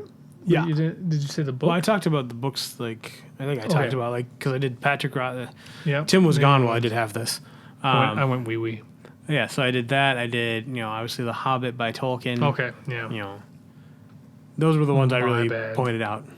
Okay. Well, it's your go, man. Yeah. All right. So, funniest book you've ever read and saddest book you've ever read? Saddest book I read. I actually probably got to hold on that one. That one might be a little tough. Okay, so do your funniest. The funniest is even harder. I love comedy. I will have to say that John Cleese. John Cleese? I didn't know you. Oh, no, he wrote a book. Yeah, that's right. Yep, his I autobiography. forgot you wrote one. It was fucking hilarious. But Eric Idle was just as funny. Well, all those guys should have That's it the in hard them. part. All right, let's go to something that wasn't from comedians. How about that? Let's go fiction. Fuck. I don't. See, I totally planned on doing, like, for me, my funniest book was Brain Droppings by George Carlin. I remember reading that in my high school library and having to, like, hold myself so that I didn't laugh out loud and get everybody to look at me. That Napalm and Silly Putty was just as funny to me. The third book, When Will Jesus Bring the Pork Chops, basically was the first two books on a different book. Yeah. Well, for me, it determines on the type of humor, though, because I laugh at certain things and I laugh at certain things. I like the stupid shit sometimes, like the dick and fart jokes. Yeah. Like David Wong, who does John Dies at the End, and this book is full of spiders, and what the hell did I just read? Though that series is funny in its own way, but it's that like intellectual primitive funny. He does a lot of dick and fart jokes, which means that like the inappropriate times that one of the characters does his fucking dick and fart jokes in the most severe moments is kind of funny. But I would say out of like an author who I consistently laugh about, Christopher Moore and Tim Dorsey. All right. So the Surge Storm series, which is all of Tim Dorsey's books, I think are funny. Right. They're meant to be funny. They're satirical. They're comedy and satirical. And then Christopher Moore, he has a great Lamb. I think Lamb was hilarious, which is about Jesus' best friend. And it was good. I just think it was really, really good. He also has a couple other books that called like Dirty Jobs that I enjoyed, which is pretty much about this father who, like this, like single father, raising a child who essentially is supposed to turn into the next death. Oh, interesting. Okay. So it's pretty comical. I also like Fool's Company, which is Robert Asprin, who did Myth Adventures. And now Myth Adventures is a comedy fantasy book series, and there's like 12 of those books. And they're funny, too. It's pretty much about this thief who is trying to learn magic so he can be a better thief. And he ends up summoning a demon from an alternate dimension who becomes named Skeeve. Or no, the thief's name is Skeeve. But the demon, his name is Oz. And they pretty much become like this buddy cop comedy kind of thing. Oh, it's okay. And that's pretty good. But he wrote this sci-fi version called Fool's Company, which is dry. It's a lot drier, but I think it's funny. I think it's quite funny. So, I don't know. I don't know if that really answered anything because it's tough. Close enough. But, yeah. What about you? What would you say is like... Oh, I didn't even say my saddest part. Oh, yeah. Fuck that one, man. I don't know. I've read a couple sad books, but My Sister's Keeper, maybe. Okay. I've heard that's supposed to be a sad book. It is a pretty sad book, but the situation was pretty hard. I will say that there are a couple books I've cried during. I did cry when Prim died. Spoiler alert, Prim died in the Mockingjay, the third book of the Hunger Games series, because it was like a blip. It was like I actually had to reread it a couple times to make sure I was reading it right. I'm like, what the fuck just happened? I'm like, did I miss something? And I had to go back. I felt that way in the movie. Like I remember the book, so I saw the movie, and I was like, I didn't recognize her at first because like they focused on her, and then she blew up, and I was like, who was that? Yeah. Like in the book, I had to read it a couple times. I'm like, oh my god. Yeah. That was just fucking out of nowhere. That was a big stab in the chest. Like, but I don't really recall like feeling sad or anything other than My Sister's Keeper, and I think it was a subject alone. It was that's a really, really tough book. That's a tough subject, I think. Yes. Yep. And if anybody doesn't know about My Sister's Keeper, just watch the film. It's good enough. It's about a family who has a child, who's two children. The oldest child is Like leukemia or something. pretty much dying from like birth of leukemia, and she gets to be like 13 years old or something like that. And they have a second child essentially just to donate the organs. Is kind of how this.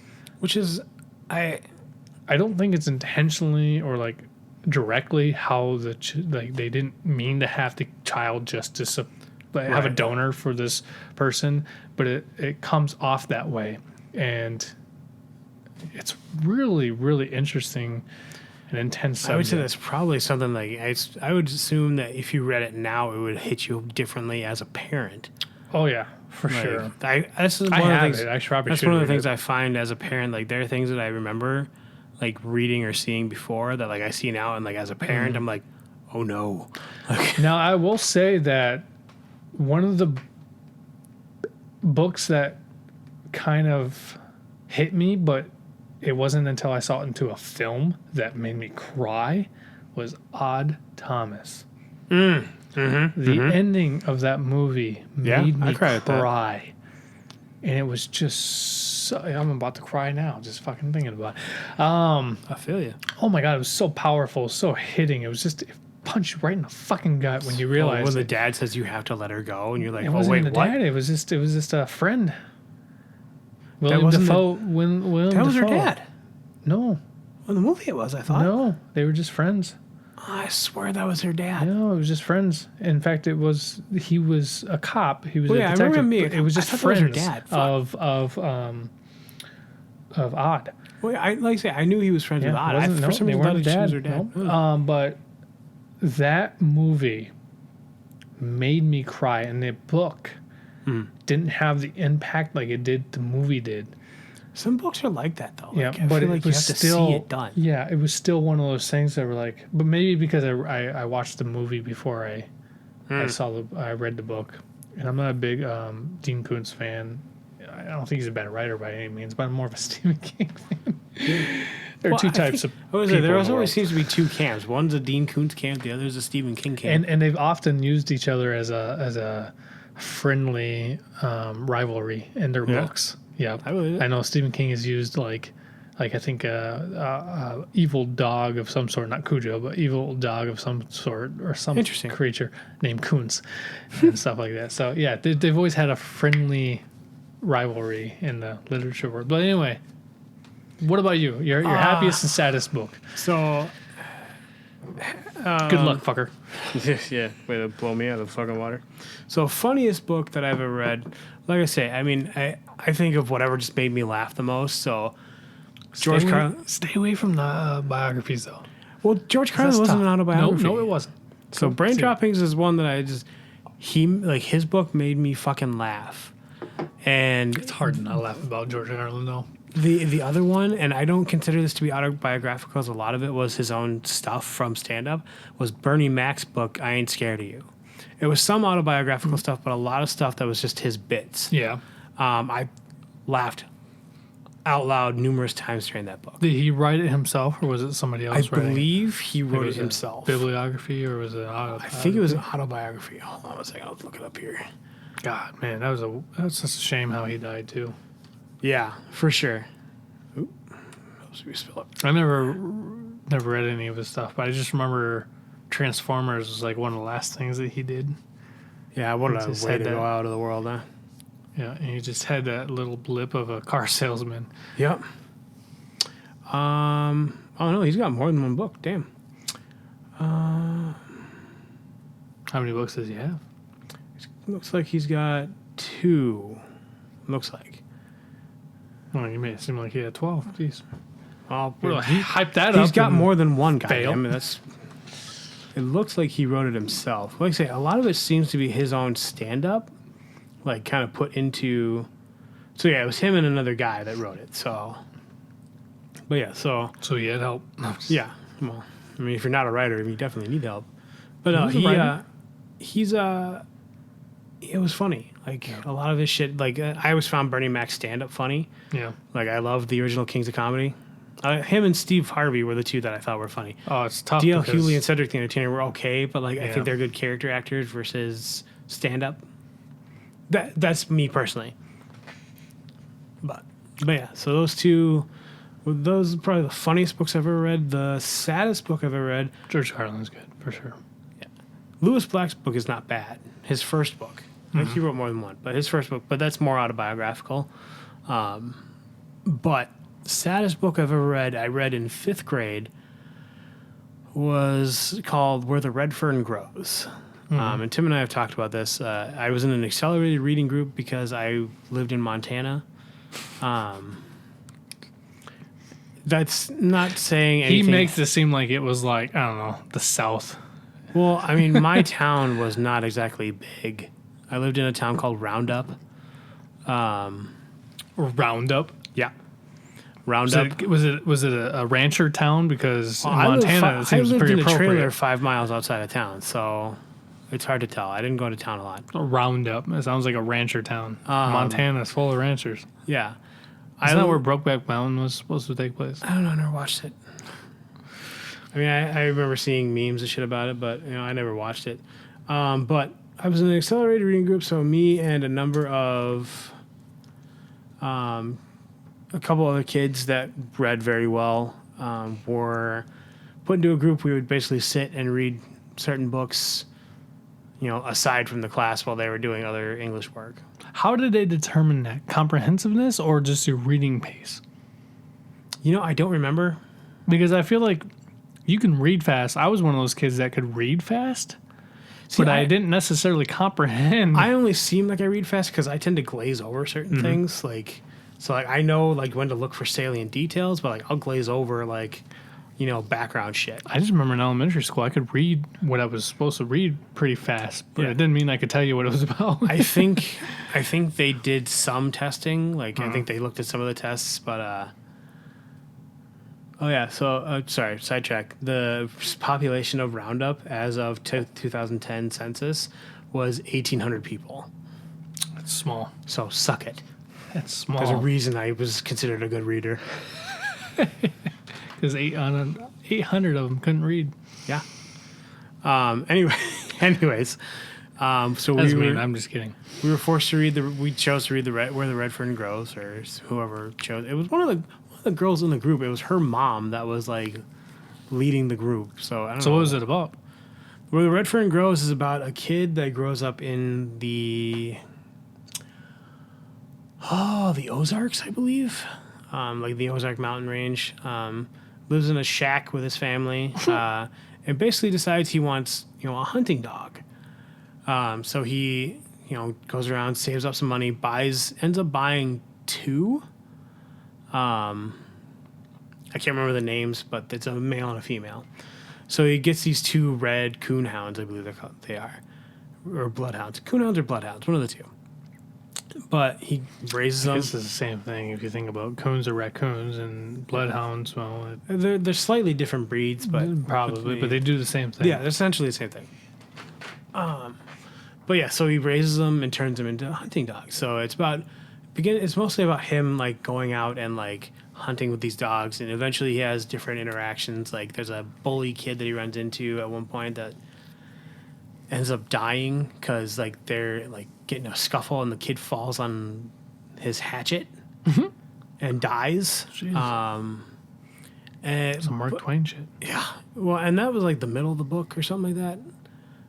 What the heartbreaking part comes at the end when the kid is attacked by a mountain lion or something, and the male, who's the bigger of the 2, fights off the mountain lion. I believe kills it. I can't remember, but sustains devastating injuries during the fight. So almost not recovery.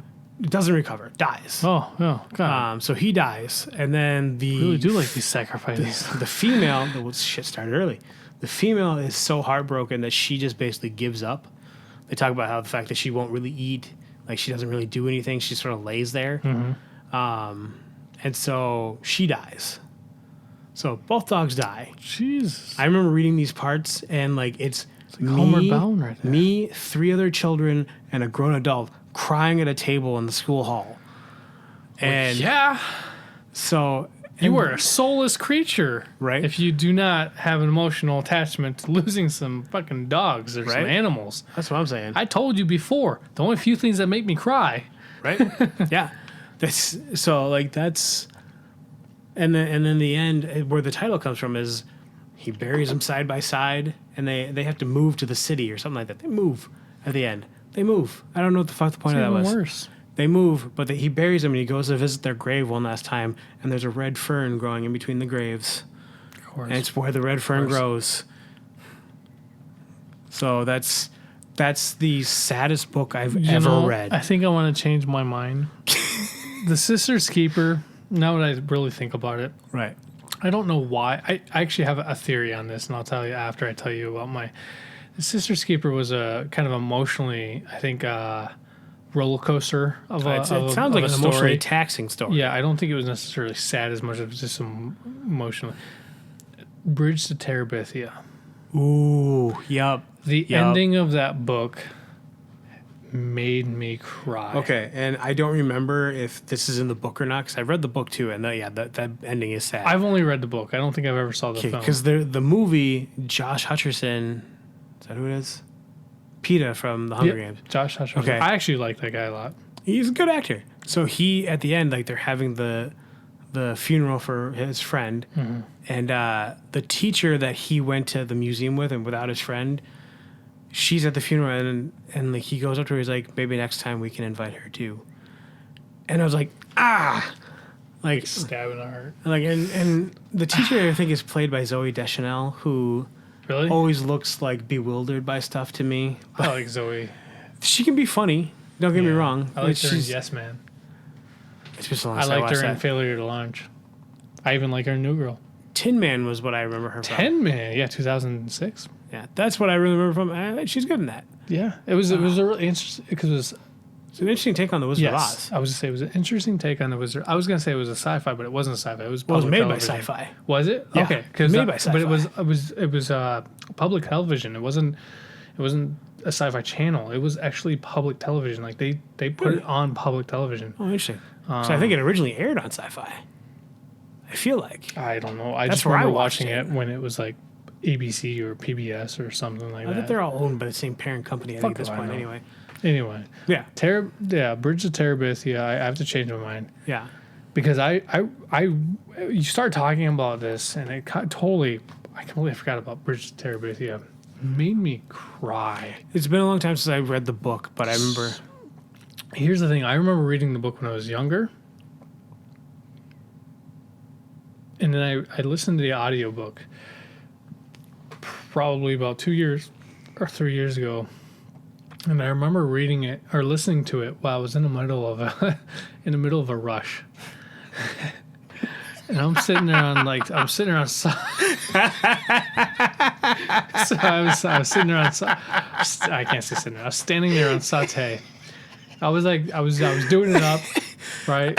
And the one thing about me is like when I have my earpiece in, I'm listening to my audiobooks, like I do tune in to my audiobooks. Sure. Like cooking is natural for me. It's secondhand. It's You like run on driving. autopilot. Yep. I don't need to think about it, especially if I know the menu or I created the menu or whatever it is. And I just remember doing saute and I just stopped and I went, oh my God. And I teared up. And I had to stop for like 5 minutes. I just stopped doing what I was doing. I'm like, what the fuck? Yeah. And it was because what made that book so emotional was you're dealing. Oh man, I'm crying already. Stop it. Made it so emotional was you're dealing with children, first of all. So there's not just the youth that's taken away, but it's that what could have been Yeah. that you think about.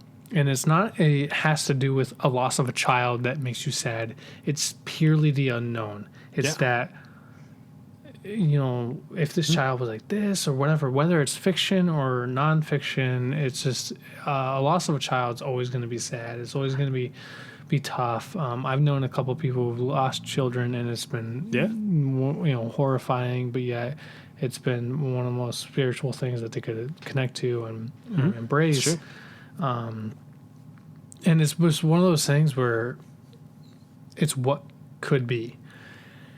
And in that book, I remember hearing the author's notes when I listened to the audiobook. They did the author's notes, and the author had said that she wrote the book pretty much for her son. So the son was essentially, it was true. The entire story was true. It was real. And it was her way of kind of like having some closure for her son.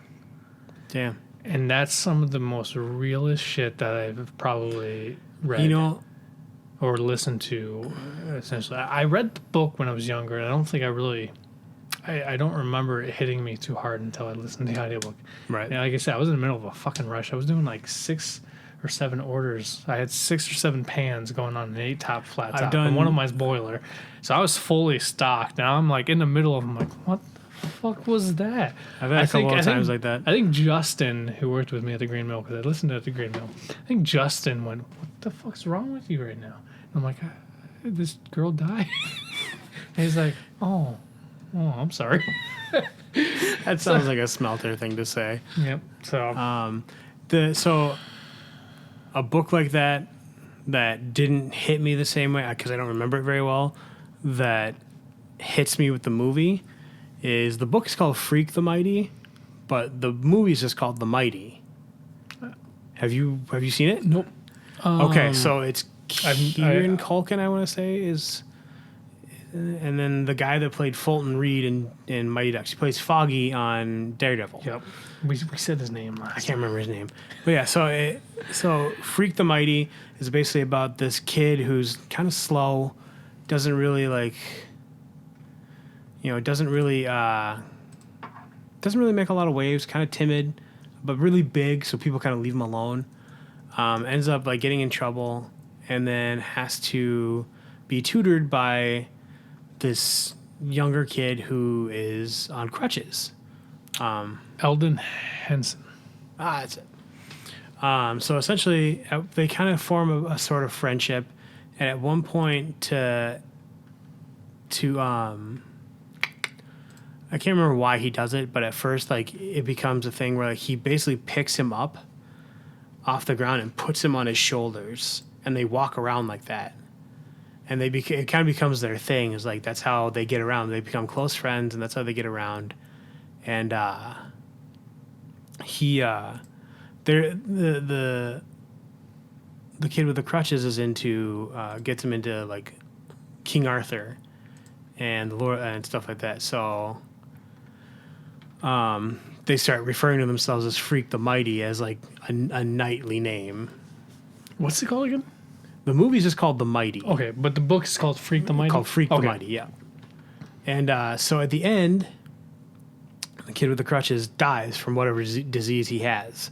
And the bigger kid, who's his neighbor, I forgot that part was true, or was there. He's his neighbor, sees them taking the body away. Yeah, 1998. And like he plays Maxwell Cain. Yeah, he like runs after the ambulance in his bare feet in the middle of winter, like chases this ambulance down. Or no, I take that back. He doesn't chase the ambulance down. He tries to stop them from taking the body away, and the mom, who's played by Sharon Stone, says he knew he didn't have long for this world, and all that. Like basically says he knew he was gonna die, and so he takes off and runs to where the smaller kid had basically said, "Oh, they're building me new legs. They're building me a new body in that place," and he runs and he finds out it's just a laundromat, like it's an industrial laundromat, and the guy like. He basically breaks down and starts crying in the middle of this laundromat. I have seen this. Yeah, it's a heartbreaking ending. Yes, I have seen this. I remember watching this. Now that I'm watching the trailer right now. Yeah, it's based on the book Freak the Mighty. First of all, the younger version of Eldon Henson looks like my buddy Donnie. Oh yeah, at like 30. This is a grown-up version. It looks exactly like this. But yes, Kieran Culkin. Yeah, I can never remember. It's either Kieran or Rory. I get them confused sometimes. But yes, I've seen that. Yeah. Yes. I say that movie, the ending, guts me So when I see it. Like I just So what was the main difference towards the film though? Like was still I don't remember a lot. I don't remember a lot of the book. Like it was so long ago that I don't remember. And like the Mighty came out. Well, fuck, I don't remember. 1998. Yeah, 98. I probably saw Freak the Mighty when I was in 3rd grade. It was probably when I first saw the book. Yeah, when I picked it up. I'm not even completely certain I finished 3rd grade. Like it's not. It's a kid's book. Yeah. 7? 7 or 7 or 8. Yeah, probably closer to 8. Something like that. Yeah, I barely remember anything back then. Like I say, I couldn't even tell you if I finished it. But yeah, the movie guts me. So I can only, and I wish I could remember how Freak the Mighty ended, comparatively. Yeah. Well, that was your sad moment. That was my sad one. I'm out of questions. You only had those? 2? Well, no, I mean, I asked like 4 or so. Fuck. I wrote a couple. But anyway, okay. Well then, when you're dealing with your books, do you have a favorite character? Is there a particular character that you enjoyed the most? Oh, that's a hard one. Yeah. I thought that was good. I mean, there's always guys that I wish I could be. You know, like I said before, who doesn't want to be a hero? Right.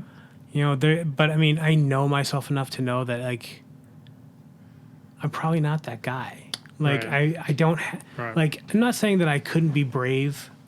You know, I couldn't be heroic, but there's a certain amount of courageousness that is almost embedded in someone's DNA that you just feel like those isn't guys yours. are written in a certain way that like that's just who they are. Yeah. I feel like I probably in my mind would probably identify most if I had to pick one with Bilbo or Frodo. A side character. I probably would be. You'd be like I could be Sam from Lord of the Rings. Like yeah. Like I'd be good support. Maybe. I don't think I'd be the lead guy. I don't think you'd last that long. Right. I think a lot of walking. You'd be like, "Fuck this! I give up. I'm gonna stay home." But I think if I had to think, I would probably identify more with like Bilbo or Frodo, where like it's not really like by choice I ended up in that area or that instance, but that's just how it happened. You know, and you know, you do with what you can with what you got. Yeah. You know, so I feel like that's probably where I land. I'm kind of that character. I couldn't pinpoint a specific one. Like, say, Bilbo or Frodo are probably the guys I'd most identify with, probably. But we're talking about one that you like the most. Not just relate to the most, but just like one that, like a character that you like the most. Like, if you were to see let's say just a pure-off spin-off kind of thing, that you could go, okay, I would watch that or listen to that or read that or whatever it was. Like it's because of the character that drives it for you, not the book. I'd have to say Name of the Wind. Like I think that would that hopefully when it ever gets fucking made, like when it gets turned into the show or a movie, I hope that that's done very well because I think it has inherently it's got the ability to be a very interesting story. Yeah. Well, I think it is an interesting story. Oh, it's a very interesting story. I think it has the ability to be done well if it's done in a spinoff. Like so I would have to say Quoth would be the character I probably love the most. I think that they should do similar to the way they did The Magicians. Mm-hmm. Yeah. Because as much as I haven't read the books, I started to read the first one and it was kind of hard to read. To me, it seems like an adult version of, I don't know, Harry Potter meets like, I don't know, I guess Twilight. There's a lot of sex and romance involved with it. But the show isn't bad. No, I thought the show was interesting. And I can kind of see the Name of the Wind being in that direction a little bit. Sure. Because it has a very similar, I think it's the pace of the books, or not the books, but the pace of the show, of the Magician's show, is very similar to the way the pace of the book is for the Name of the Wind. But that's my personal opinion. I can see that. That's for sure. So you would pick Name of the Wind. Yeah. I think Quoth Quoth in general, I think is just an inherently interesting character. Mm-hmm. Just like especially like reading the first book, the things he goes through, it still comes out in a way that he becomes the person he is, I think is very interesting. Yeah. It catches me, I'll put it that way. I mean, the reason I went off on the tangent about who I identify with is because when I read books, I like to put myself in that place. oh, for sure. And if I had to, like I say, knowing myself well enough, that's how I have to go. If I had to, like, transport myself into that character. You know what I realized? What? I didn't answer my own question. What question was that? I forgot. My favorite author / book. Oh, well, yeah, you should probably answer that now.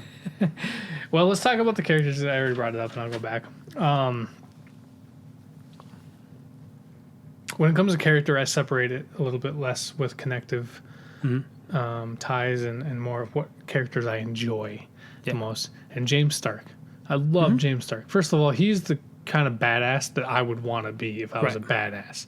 He's one of those guys that I actually believe that Richard Cadre uses as a tagline: shoot first because it's easier to ask questions later.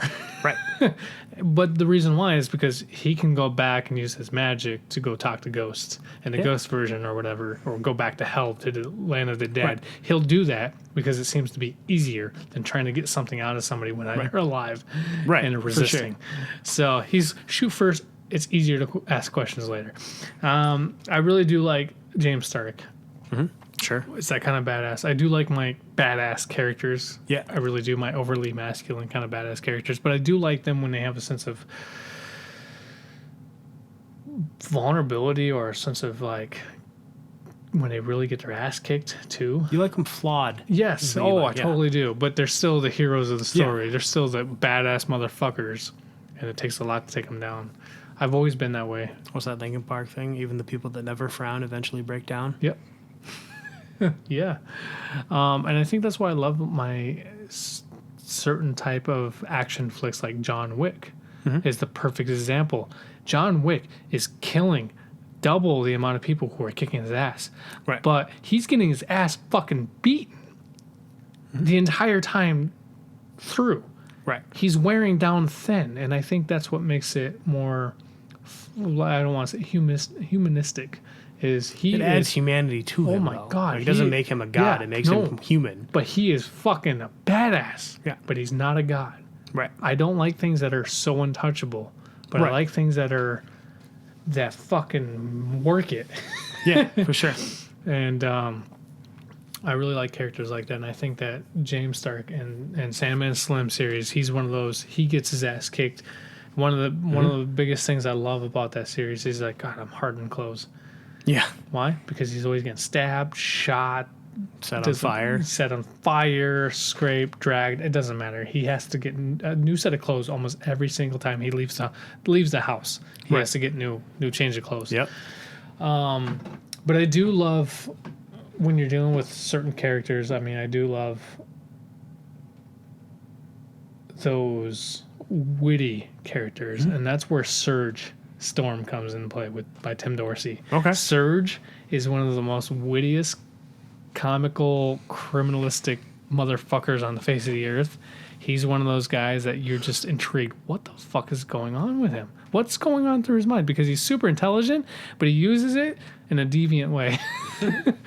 But he's not a good guy, but he's not bad. I mean, he's a bad guy. He's totally a criminal. He's a murderer.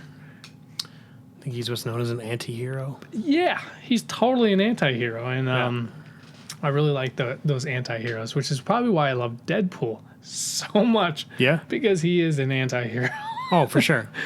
I love those kind of things. So, yeah, I have to say that James Stark and Surge Storm are probably my favorite. But I also like the friend, and I can't remember his name for the life of me, and David Wong's John Must Die at the end. I love his friend a little bit more because he's like the idiot version, but every once in a while he says something so stupid that it's profound. And I love those kind of characters too. Yeah, yeah, for sure. That really bring out the kind of like, oh my God, that's brilliant. But he just said the stupidest fucking thing on the face of the earth. Like Matthew Lillard's character in Hackers. He plays serial killer. Yeah, he's like the most animated bunch of the group, And yeah, my God, if you actually listen to what he's saying, Some of the shit he said, yeah. it's quite philosophical. It's He gets quite biblical at one point. Oh my goodness, man, Johnny Lee Miller, man, I love Johnny Lee Miller, especially as Sherlock. I think in elementary. Oh, in elementary, yeah, he was great in that. Oh, I think he was fucking nailed it as a modernized Sherlock. But he's British, so it helps. Right. But to go back to the previous question that we had was favorite author and some of my favorite books. That's a little bit of a toughie because I love books in general. I am a huge Richard Kadrey fan, and Sandman Slim is one of my favorite series by him, but one of my favorite books by him has to be Butcher Bird. Yeah. So if I had to take like either Sandman Slim, like the first book, or any book, one individual book in the series over Butcher Bird, I would choose Butcher Bird. And that was way before he wrote Sandman Slim. And it is a great journey into hell. It's a Dante's Inferno-esque style into hell. And I love it. I love it. It's a brilliantly done, vivid book. And I think I love that by Richard Kadrey. But I'm a huge Stephen King fan too. Yeah. I love Stephen King, and the reason why I love Stephen King so much is because he is willing, not even willing, I can't even say it's willing, it's natural, to go into places that people don't want to go. Mm-hmm. He doesn't have that filter that goes, should I write this? No, he just fucking writes it. Yeah. Should I talk about child molestation? No, he just fucking talks about child molestation. Should he talk about murder and gore and blood and guts? No, he just fucking does it. Yeah. That's what I like. There's a line that people don't cross, and he doesn't. He goes, Well, because they're too afraid to lose audience members, Yep. and he just doesn't care. He just fucking writes it. because it's literature. It's fucking it's imaginative. It's The written storytelling. word shouldn't be stifled. Yep, and it's the same argument that Eminem had. My lyrics didn't cock the gun and load it too. Like, they did that, and so. But yeah, I would say that Stephen King is up there and one of my favorite writers. I think my favorite book by him is probably The Regulators. See, and that was him writing as Richard Bachman. Mm-hmm. So, but I always thought that was interesting because they took all the characters from Desperation. Yeah. And then moved them into a different setting. See, and that's the tough part about Stephen King, though, is because I think the Dark Tower series... I always forget about the Dark Tower series. That is a phenomenal... That is, like, right up there with the Lord of the Rings. Mm-hmm. True. And I would have to say, though, if I was to choose the books out of that series, it's the first two books. It's The Gunslinger. I loved. It's a great introduction. It's a great, perfect character introduction of a book. And then you have The Drawing of Three. You get so attached to these characters, and there's not a lot going on. I mean, there is, but it's not so all over the place. Like, they take these three doors and then they kind of pinpoint to where they're going, but it's the characters in that story, and you get so attached to these characters, and they fall in love with each other, and they say it in the book. It's like Eddie's like, oh, I love you, Roland and Georgina, and I mean, like, you just get attached to these characters and the emotions and what they have to go through, that when you're going through that shit, you can't help but rely on each other and hold on to each other like fucking glue. So when it starts to fray or peel apart, you can't help but be like, no, don't go anywhere. And it's right. I think that Stephen King does an amazing job at writing that kind of connection in The Drawing of Three. But once again, I go to Christopher Moore. I love my comedy, Christopher Moore and Tim Dorsey. I love Tim Dorsey as authors in The Surge. So Neil Gaiman. I love Neil Gaiman. Mark Cain. I was showing you Mark Cain too. The Hell Circle series is great. Oh, sure. And that's another series I completely forgot about. That's probably up there to my top favorite series before. Like, it'd be Sam and Slim, Mark Cain, and then probably something else. So, yeah, I could go on about favorite authors in the book. So we'll have to skip on something else. Did you have any more? Oh, I'm out of questions, man. Well, God damn it. Come up with something. Mm-hmm. All right. So from one of your favorite authors. Mm-hmm. If you have a book, if not, what is one of the worst books that you've read? What is the worst book that one of your favorite authors has written that you've read? Oh. Well. Because obviously not everything that somebody's Well, written. yeah, not everything is going to be great. Shit. I mean, I'm so picky about books. Like, it's hard for me to, like... See, this is the problem with me, is I'll look at the ending of the book and read it and go, all right, well, it's not worth my time. Because You cheat. I do cheat. Because to me, part of it is, like, it's not the ending that's important, it's the journey. Mm-hmm. But if the ending's not good enough, I don't care about the journey anyway. I don't know, man. I've read a handful of books that the journey was fantastic and the ending sucked. Don't get me wrong. I'm sure there's exceptions to my rule, but the fuck was... I mean, I guess, like, and it wasn't that it was bad. I just didn't get into it the same way as I did. Like, you tried to get me to read Butcher Bird. Mm-hmm. I didn't get into it the same way I did Sandman Slim. Mm-hmm. Like, it didn't click with me the same way. So it wasn't bad, but it just didn't click in my mind the right way. I guess, like... I guess also, if you're dealing with authors who have like a bad book that you opinionatively think is bad, you have to read a handful, Right. to, or the majority of their books to really make it a valid opinion. And they have to have more than like one series. Yes, that's true. So I mean, there's that. Let me take a look here. Well, let's go for Richard Kadri, because you've read a handful of Richard Kadri's Sandman Slim series. Yeah. What would you say, from up to the point that you've been, would be your least favorite book of that series? Honestly, I didn't care for Kill Society. Yeah. Like, I thought, again, I'm a sucker for, those terrible, or not terrible, but like those poetic endings. Like, I could have left it at the end of the Perdition Score, when he's dying and he sees Candy kill the guy that killed him. Like, he could have left it at that and I'd have been fine. Yeah. Like, that's just me, though. I also, don't get me wrong, I want happy endings. Like, Yeah. I like happy endings. So I want him to get what he wants, but I could have been fine with the way he ended it in Perdition Score. I could see that. Nothing wrong with that. I could totally see that. I mean, if to the point where when you come to writing, is the author is going to stop when he has nothing left to say. Right. So it's not necessarily about, oh, should I end it here? It's more of, do I have anything else to say? Right. And then they'll stop when they're done. That's kind of how I view, like, the Kill Society. Like, it's kind of just like, it was a spacer novel. Mm-hmm. Like, he needed just a bridge to, like, get to this point. Yeah. Yeah, I'm curious, because Hollywood Dead wasn't too bad that I can recall. But to be honest, I might have to reread it, go back to it, because... I don't know if it's just been too long since I read the shit, but, like, I had a hard time keeping with it. It wasn't bad. It was just, like, there was other stuff I wanted to read more. Yeah. Yep. I think if you want to deal with Richard Kadri, Kill the Dead was his second novel, which is also probably his longest novel. Is it? It's at least more of a denser of the first five or so. Was probably my least favorite. And it's not that it was bad. It was just really, really dull. Yeah. It was slow. It was about the zombies that live underneath L.A.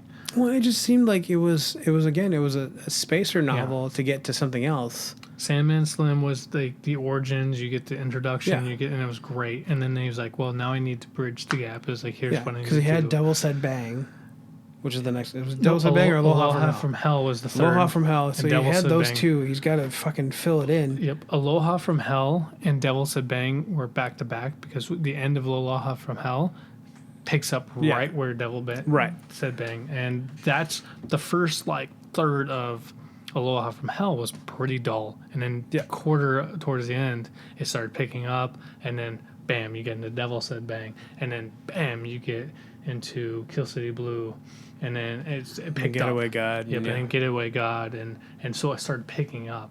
Right. I feel like it started off strong, it kind of killed it, no pun. Right.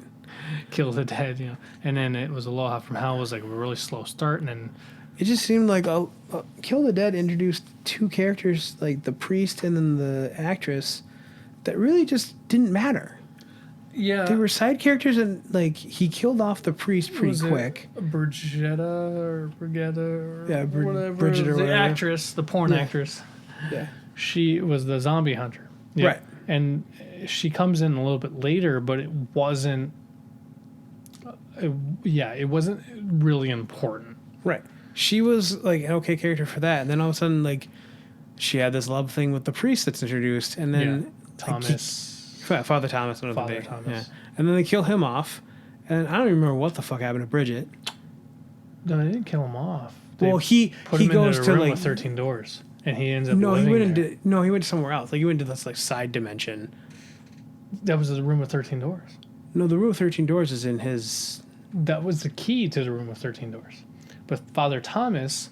No, he goes to like a side dimension somewhere. It's not the room with 13 That doors. is the room with 13 No, he's in a different spot. I swear, because he's with other people.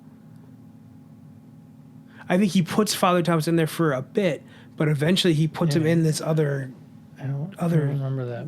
universe. He ends up spending time in the room with 13 doors. Yeah, for a he while. puts him in there for a little bit, but he takes him back out and puts him in this other spot. Oh man, I'm gonna have to reread those. Then. Yeah, because there's I remember in my mind picturing it as just being like white. He does eventually die though. Yeah, he does. He comes back from that area to like do something, or he needs to come back to help for some reason, and he dies. It's the problem when you get so like series. Right. You get more than like 5 books. Well, yeah, I can only imagine trying to be the writer or the author, trying to write these books and keep everything like the tangents to it. You know what I mean? Making sure that the plot holes are still filled. It's like playing D&D with yourself. Like It doesn't work. Exactly.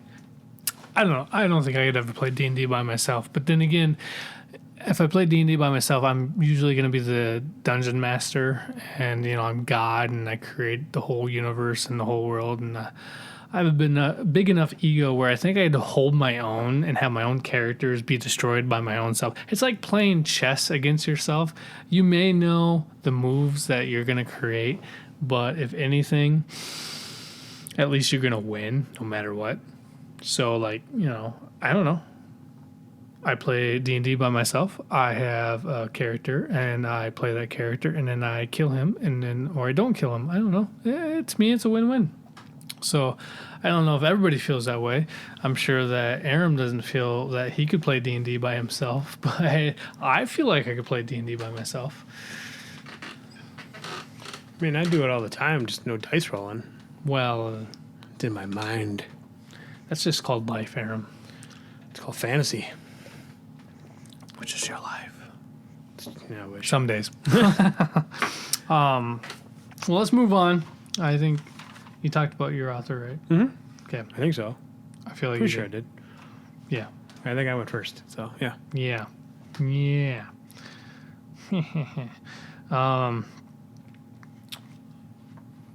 I obviously think that I guess I didn't really give my answer. I would say that Kill the Dead by Richard Kadri is probably my worst, but oh man, you're kind of dealing with a little bit. Grand Dark by Richard Kadri. If you're talking about books, I think that Grand Dark was his worst book that he wrote. Yeah.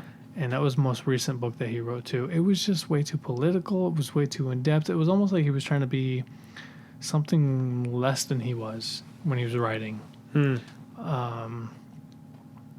Something less or something more than he was? Both. Yeah. I think he wasn't writing true to himself. I think he was writing for somebody else, kind of thing. Oh, interesting. I didn't like it. It was really boring. It was really dull. And like I said, it was really political. I felt like I was trying to read, I don't know, like a Russian novel or something. Because it got really, really political. Yeah. And really in depth, and it just was a dull story, in my opinion. But I don't know. I'm sure there are those who liked it. Oh, I'm sure. I'm not saying it was a bad novel. I just, out of his books, I didn't like that book at all. Right. Out of all of his books that I've read, and I've read all of them. I think there's only one book I haven't read, and that's called Angel Teeth. It's the only book I haven't read, and that was like one of his first novels ever. And it's really hard to find. It's like $150 to get on like Amazon or something, and it's used. So I'm like, yeah, I mean, so, but yeah, that's probably the one I would say. Is there a novel, or is there any novels you would like to see made into a movie? Not that already is, but what you would like to see into a movie. Well, other than The Name of the Wind, because it's supposed to be a TV series. You know, so R.S. Belcher, we talked about his Golgotha series, which would be fun as a movie, but I don't think anyone would really do it as much justice as it deserves. But I think The Brotherhood of the Wheel would be doable as a movie. You know, because, I mean, it's literally truck drivers going around fighting monsters. So, I mean, that's doable. He also has another book. I don't know that it was supposed to become a series or not, but it's called Nightwise, which is about a detective that is like a wizard. I probably not going to do it justice because, I mean, I've read it, but I don't remember the plot specifically. Kind of reminded me of Jim Butcher's Dresden Files. Kind of, yeah, but a little more gritty. Harry Dresden. He because in the movie, I think he goes to see Elvis, who's actually alive, living in like New Orleans somewhere, like owns a club. But he does various stuff like that. And basically he used to belong to a group of wizards or something like that. And now he doesn't belong to them anymore. Basically, he's working to track down a murderer that murdered somebody and is like trying to basically but like trying to cast some sort of spell or ritual that's like bad for everybody. So he's asked to stop them. Trying to plague humanity with a bad spell. Kind of, yeah. So, I mean, it's basically, it's a little grittier than Harry Dresden, if I remember right. So, I mean, R.S. Belcher.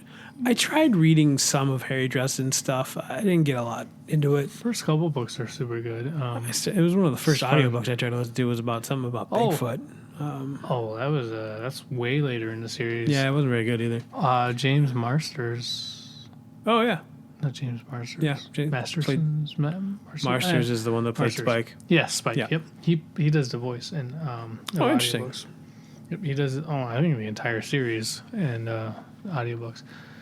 But honestly, I haven't read any of them. I've only listened to the audiobooks, and I enjoyed the first couple books. But I also really like the show, and it's not quite the same as the show. Although I don't think the show is bad by any means. Oh, for sure. The show's got the same guy that played in Arrow. He plays the Chief he plays Detective Lance or Detective Lance. Yep. Yeah. The father. Yeah. Yep. Yeah. You got it. I don't remember his name, but I don't remember his name either.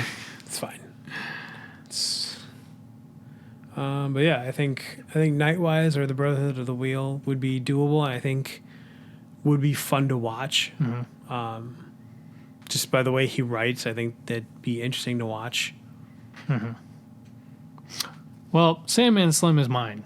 Right. Well, and they're already working on that. That's why I left that alone. Yep. They're already working on that. So I'm super excited about that. Other than that, I don't know. I honestly, Sandman Slim. Sandman Slim is the only one I really, as of right now, that I can think of that I would think would be fantastic on film. Yeah. And as long as it's done right, and honestly, after watching John Wick, I think that this director will justify the shit out of it. At least the action sequences. Yes, and Richard Kadri is I think he's helped writing the script too. Oh, cool. So hopefully they do the justice. If I watch this fucking thing, and it's horrible, I might have to stab a kitten. I don't mean that. I would never stab a kitten, but that's how upset I would be. I would love to see the Helldiver series done into a film or a series, whatever it would be. There's a handful of them. I would love to see Myth Adventures by Robert Asprin done, because I think it would be a great sci-fi / fantasy kind of thing done. Is like I said, it's like a buddy comedy thing. And in my head, I've always thought that Matthew Lillard as Shaggy is essentially Skeeve in the Myth Adventure series. And you could have Robin Williams, although he's dead now, so it wouldn't work out. But when he was alive, when I did read the books, I thought that he would play great as the Demon Oz. Okay. You know, you just have to do a voiceover kind of thing. But if you can find something that's just as funny as Robin Williams, which is quite the challenge. Yeah. I don't know. I think it would be an interesting book to see because it would be kind of like Hitchhiker's Guide to the Galaxy. Sure. I think. But yeah, I had... That's a book I have to read. It's The Hitchhiker's Guide to the Galaxy. Oh, it's good. I'd love to read it. I just never got around to it. I have that, and Don Quixote is one of those ones I've started Don Quixote a couple times and never been able to read it. I would love to see Legend of Dritz brought to film, but... I think that would be great as an animated film. See, and I think it'd be great as like an HBO series. Kind of like they did Game of Thrones. It has to be a series. It cannot be... There's too much shit to do a movie. It has to be a series, and it would have to at least be 8 seasons long because each book is at least 1 season. And there's at least 3 series per like book. Like the Homeland series, there's like 3 books to the Homeland series, which is the first 3 books is 1 series. And then you go on and then you move on, and there's like a bazillion books. But I think that it would have to be done as a series. Sure. I'm just thinking, like, production-wise, I think animated would be the best way to go. See, I don't know. I would want more. But I guess HBO's probably got the money to do it live. Well, and they did Game of Thrones, so and that was super successful, and that, at least they know that they have the people to do it. So if they were to do a Legend of Dritz, an R.A. Salvatore Legend of Dritz film, which I would love to see done, I feel like HBO. And it would have to be practically the same people who did Game of Thrones. Sure. I feel like that's the only way that they could do the justice. Peter Dinklage would have to play Dritz. He'll play the Panther. Damn right. Other than that, I think there are a handful of books that I think would be kind of cool. Like I think Brom... his books, but they already did like Krampus, and Gerald Brom has a book called Krampus, and they already did a Krampus movie. It's not the same. A couple of them. It's true. Not by the same, like, but not the same. Recently, like, I would say in the past like 5 years or so, they did one that has like Adam Scott and yeah. I'm just they're just various like sci-fi and other people making shitty movie versions of the first shitty movie. But I definitely think that. R.A. Salvatore Legend of Dritz would be a great series. There's certainly a lot of stuff to mine from those books. So it would have to be done right, though, and I mean true to the essence. You can't pull this whole like sort of Shannara Terry Brooks shit that they did with the series because it didn't have the same essence. Right. Although I do like Manuel Bennett, it doesn't work. And I do feel like. Sandman Slim, and I'm super excited for that. So that's my take on that. Sure. So, oh God, I'm so excited for Sandman Slim. God, I'm gonna be so disappointed. Right. I'm getting so giddy about it, like a schoolgirl. Remember, if you start out the day disappointed, everything's sort of a pleasant surprise. I just don't have expectations, and then I'm not disappointed. That's true too. I try not to until I find about Sandman Slim coming to film, and then I have all the expectation in the world. but I love John Wick, so I feel like this guy will do justice. Right. I feel like it'll be entertaining as fuck, if anything. Yeah. So whether it holds true to the story or to the series, I don't know. But I highly doubt it will not be entertaining. I guarantee it will be fucking badass. Because John Wick, all 3 of them, fucking badass. Right. So,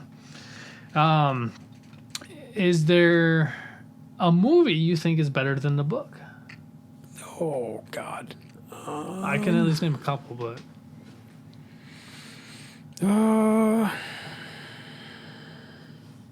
Twilight for me.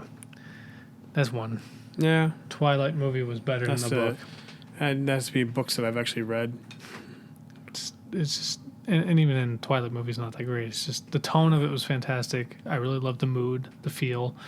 but I would rather watch the movie than ever read the book again. Right. If you had to pay me to read the book, I would probably decline and just watch the movie for free. That's how much I hated reading the book. Nothing against Stephanie Meyer as a writer. She's a good writer. I just don't give two fucks about a teenage girl's problems. We talked about this on the movie I know. Now I'm talking about the book, though. Right. Better than the book. Actually, just because I had a hard time reading the Chronicles of Narnia, the Chronicles of Narnia were actually better to watch. But that was in large part because I just had a lot of trouble reading them because they're just, I don't know. I couldn't get into them when I was a kid. Well, Lion, the Witch, and the Wardrobe was super quick, super simple, super small. Yeah. But it was like there's a series of books. Yeah. Yeah. I think So- they're all fucking Christ allegories. So Yeah, I think that the book. Yeah, I think I agree with you, man. Actually, that's something I didn't really think about. The Narnia series, I personally feel like was better than the book. At least the first movie was better than the book. like I say, it was in large part because I had a lot of trouble getting into them. So Yeah. it was much easier for me to watch them.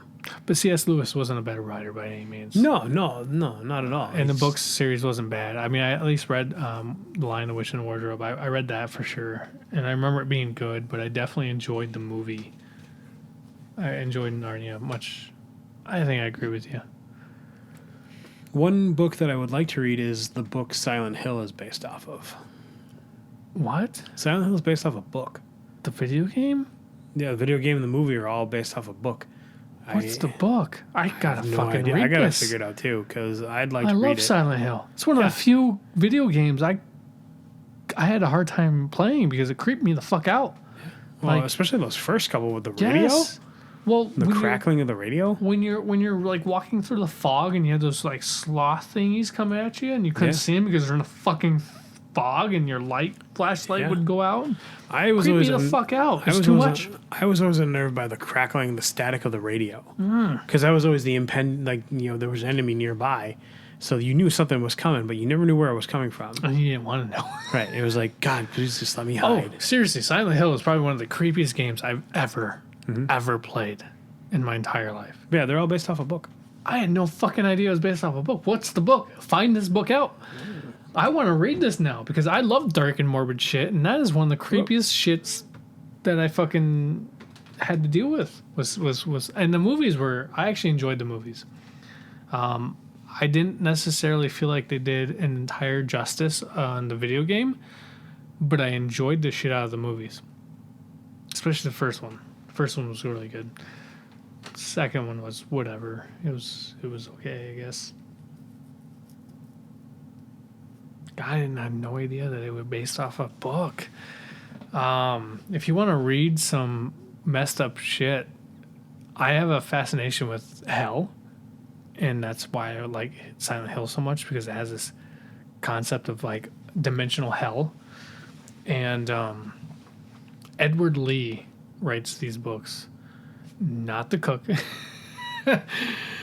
but there are these books that I've read called Eternal City, I believe, and they're about hell. They're a take on hell, and I'm a big Clive Barker fan, and Clive Barker did like the Scarlet Letter, or not Scarlet Letter. He Hellraiser. He created Hellraiser. He did the films and he wrote the books. And oh God, what is this? Edward Lee.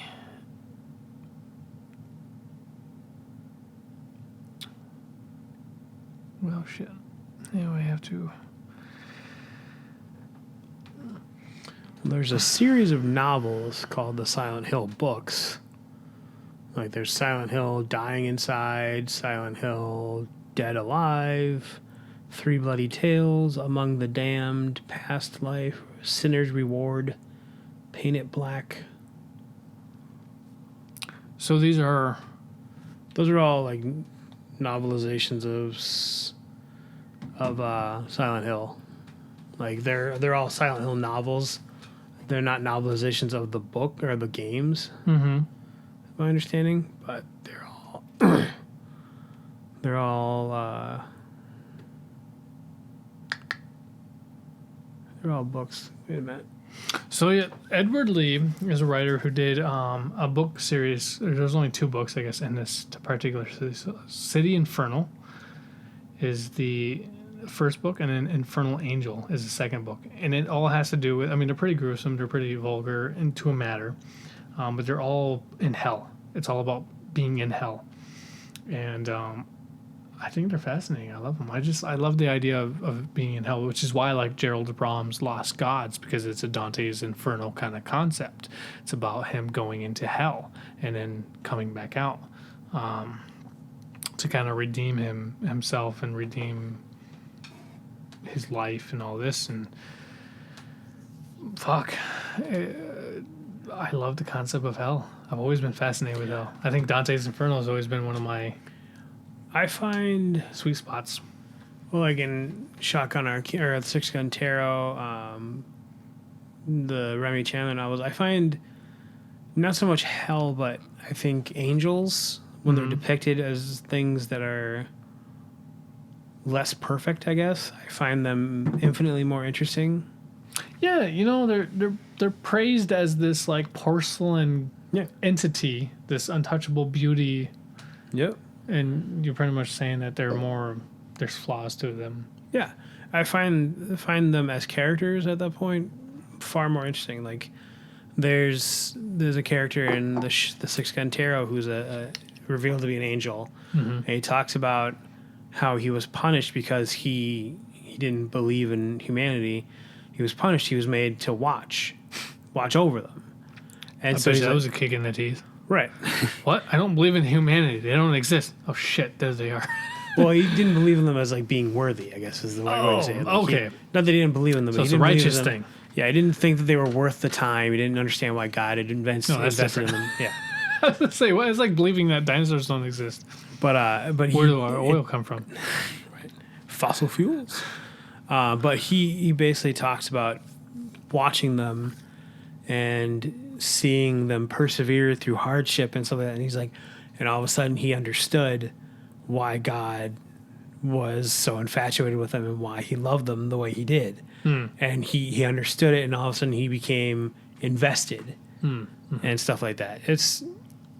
I'm not doing it justice. Like, there's a whole passage about it, and it's actually That's really... Six Gun Tarot? Yeah.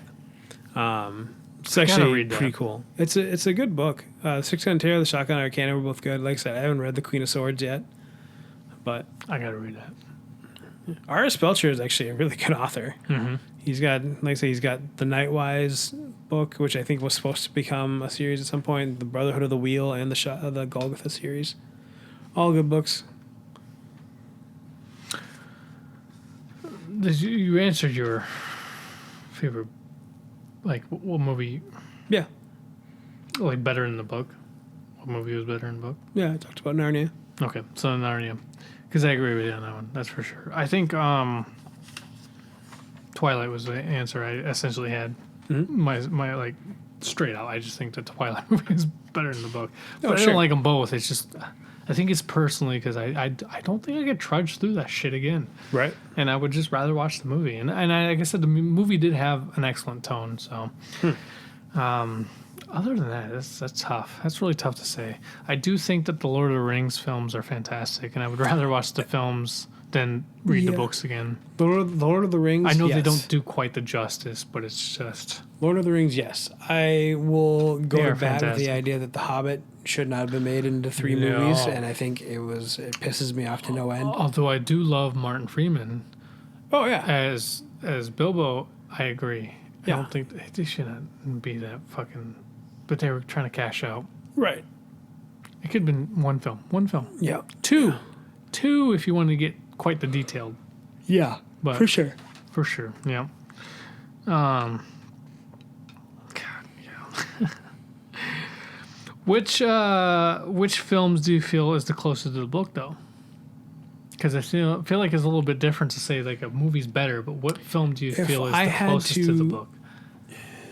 I feel like I probably found the least amount of flaws with The Lord of the Rings, actually. Like, from what I remembered, I thought that, like, there were some spots where, like, I don't remember that happening. But there was less that I had to bitch about at that movie than I did at the Hobbit movies, for sure. Yeah. Like I say, I mean, those are the movies where, like, I can really remember that I read the book and I, like, remember details of them. It's hard to remember other movies that I had that same issue with. Well, I think that Game of Thrones, the first book and the first season, are very close together. Yeah. They're not exactly the same, See, I never read the books. So I only read the first book, and then I watched the first season. I mean, I've seen the whole series, but Right. after that point, I was like, well, fuck, I'm just going to watch the series. Right. And then I found out that Martin wanted to go one way, and then he wanted to take the series one way. So I'm like, well, shit, now I have to do a bunch of more work. So I got the series out of the way. Now I have to get to the books. But the first book I read was pretty close to the first series. And, sure. I did like that. I will say, though, that The Green Mile, Stephen King's Green Mile, Oh, yeah. almost exactly like the book. Really? And cool. he himself, Stephen King, says, still to this day, it's one of the most accurate film adaptations that he's seen. And so that means a lot right there. So I definitely agree. Harry Potter, actually, the first two books are very similar to the movies. The movies did a really good job at keeping really close to the first two books. After that, I couldn't tell you because I only read the first two, to be honest. I can tell you there was because I just read them recently for the first time, but there was a number of things that were left out that I thought could have added to the story. Should have been a little more important in the movies. Not important, but I think it just would have added more flavor. Okay. There's the whole thing with Creature.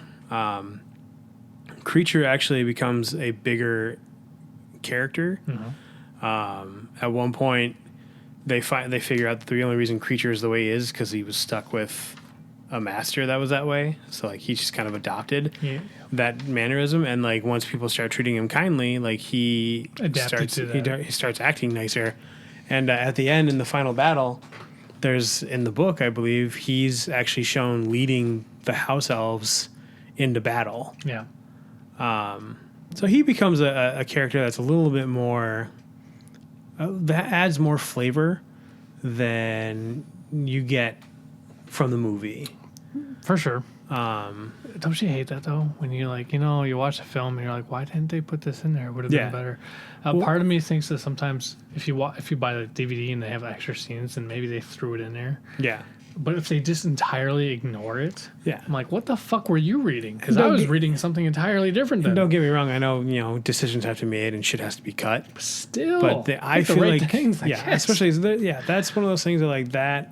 And like Hermione like goes on a crusade to liberate all the house elves. Mm-hmm. Like those two things kind of coincide, and like that just could have added some extra flavor. Especially because I feel like at the point Emma Hermione Watson doesn't have much of a story in the movies. She's not.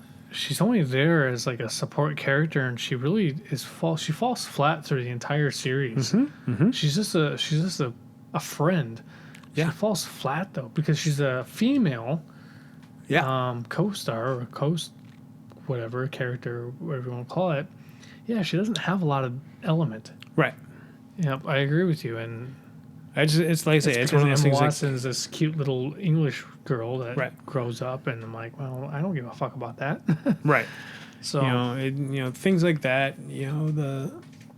There was more to the Harry Potter books that I felt like could have been added, but I can't remember them right now. Mm-hmm. Well, there was more interactions with his uncle and his aunt. That probably could have been added in there. That might have done more. Like I said, they weren't obviously exact, but I did feel like the first two books were really similar to the the first two books did a weren't good too job bad. at keeping similar to the books. And but I've only read the first two Harry Potters. I'm actually slowly and way behind the times working on reading the books. But I've got a bunch of other things I read too. Well, shit, I just read them last year. Yeah. That's the only reason I remember as much as I do. Sad to say, I do want the box collection that comes in a suitcase. But it's like $250. I'm like, can I justify that when I could probably make a better Right. suitcase? Just buy all the books and put them in a suitcase. Like, For sure. but yeah, no, that's how I feel. Yeah. I'm glad you're kind of on the same page about that because I don't know most too many of them. other. Of course, all the Harry Potter people out there are probably like, they're all rubbish. Right.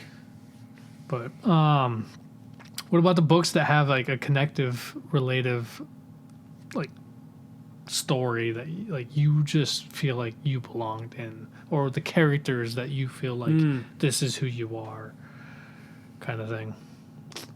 Anything that comes to mind? I have one particular that comes to mind, which is why I think I wrote it down. It's not necessarily the situation as much as the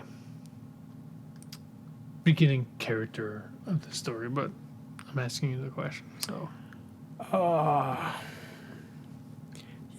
don't think anyone jumps to mind that really. I always read a book with the idea that like I already am that person. Like I kind of put myself in that position anyway, so it's hard to really transplant myself to a book. I guess like it's hard for me to look at it situationally and say, well, this is probably the most me when I read every book from that vantage point anyway. So I guess it's hard to say.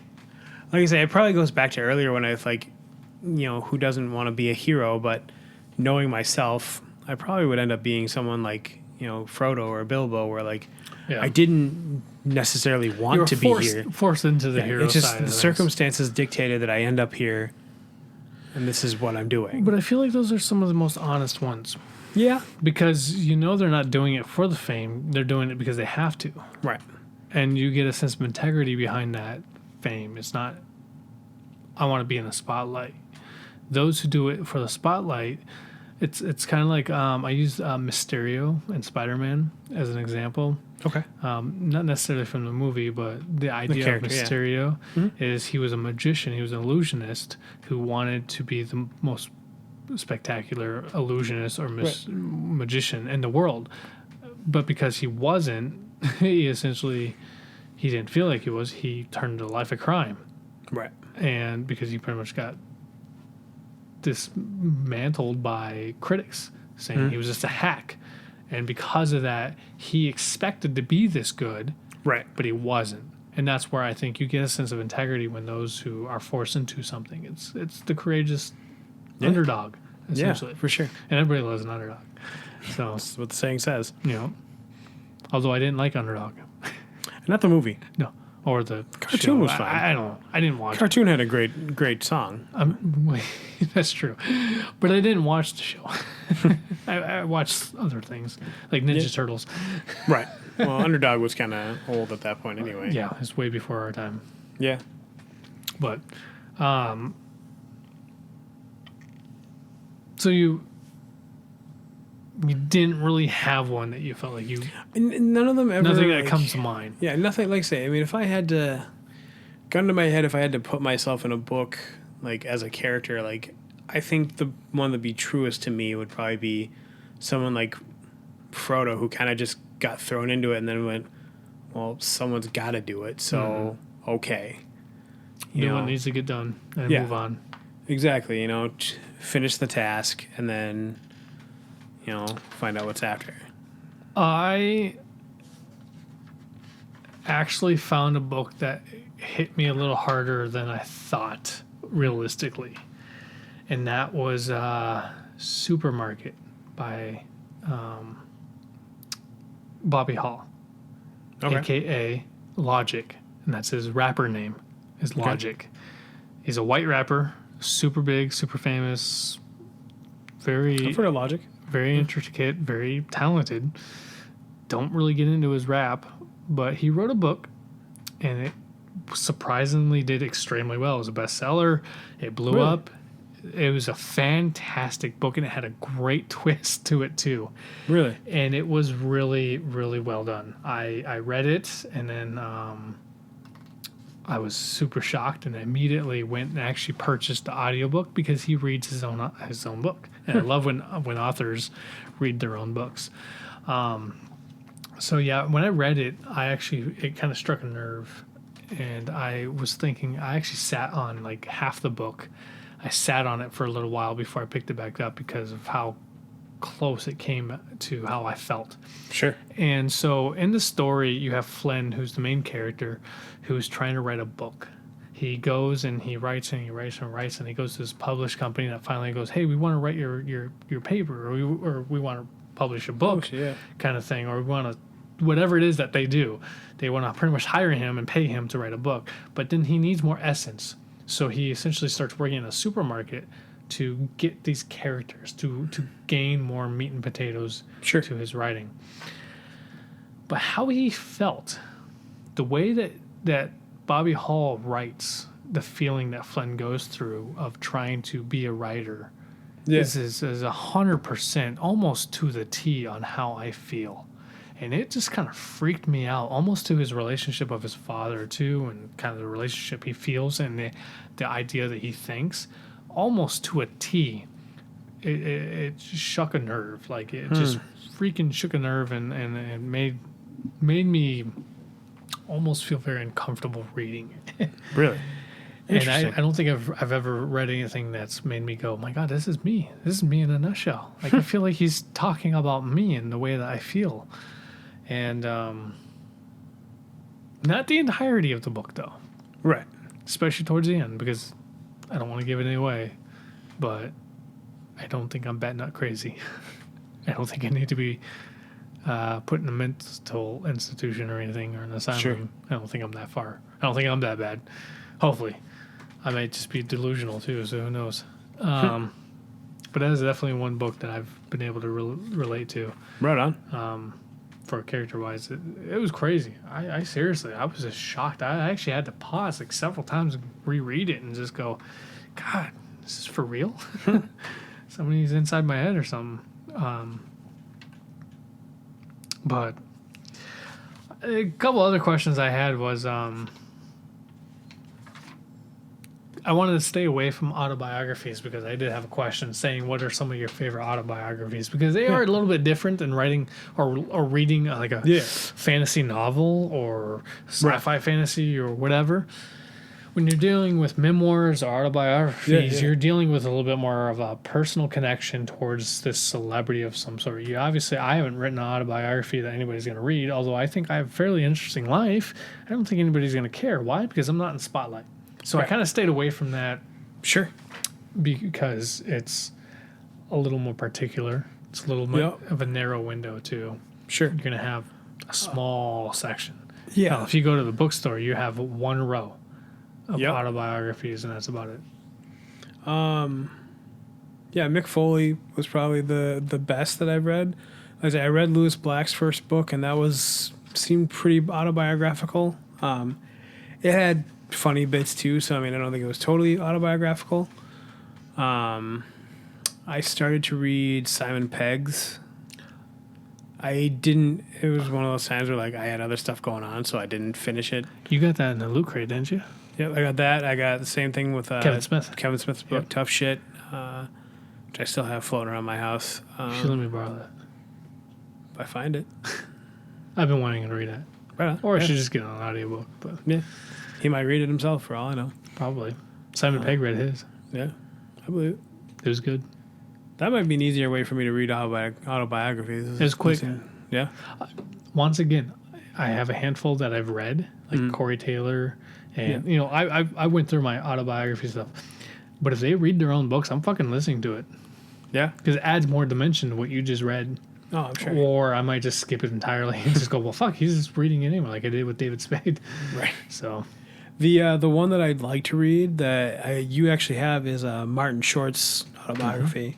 I think Martin Short's inherently funny. And underrated. Yeah, underrated, very funny. Still to this day is hysterical. Him and Steve Martin doing the show, yeah. Yep, I've watched that. What's it called again? Two-man show or something like that? Oh, fuck if I remember. It's some convoluted title. It's weird because I don't think I've ever seen them in the same movie. Well, Father of Bride 1 and 2. Oh, that's right, because Martin Short plays the wedding planner. Right. That's where they became friends. About it. I completely forgot about that. Oh, Yeah. man. That's true. That's true. Yeah, that's where But they become friends. they're like two drastically different types of comedy. Because Martin Short is a character. Yeah. Like, he is a Martin Short character. is frantic at times the way Robin Williams can be frantic. Yeah. Yes. And without the drugs. Yeah, exactly. And Steve Martin is very straight man. Yeah, like one of the things that he says is like, I'm not trying to be funny. I just say what comes to my mind. Right. Essentially, it's like there's a certain point of like a punchline that I kind of do the basic comedy thing, but for the most part, this is how I think. Right. Martin Short he's animated with what he thinks. Yeah. It's less about thinking and more about saying and more about this is how I'm going to present it. Right. That's what he's also a very theatrical guy. Well, yeah, he's very theater he oriented. Was a theater guy before he became a comedian. Yep. God, I love Martin. There's if you listen to Conan O'Brien's podcast, Conan Needs a Friend. There's an episode it's called Conan O'Brien Needs a Friend. He doesn't need friends. No, he doesn't. But basically, all it is him having guests on and them just talking, which is what we're doing. But he's famous, so he gets to do it. Yeah, and we don't have guests. We are the hosts. Right. Well, we should get a guest. Yeah, sometime we will. Let's find somebody. We'll get somebody. John Klinkner. Yeah, I can get hold of Klink. So can I. Yeah. Let's do it.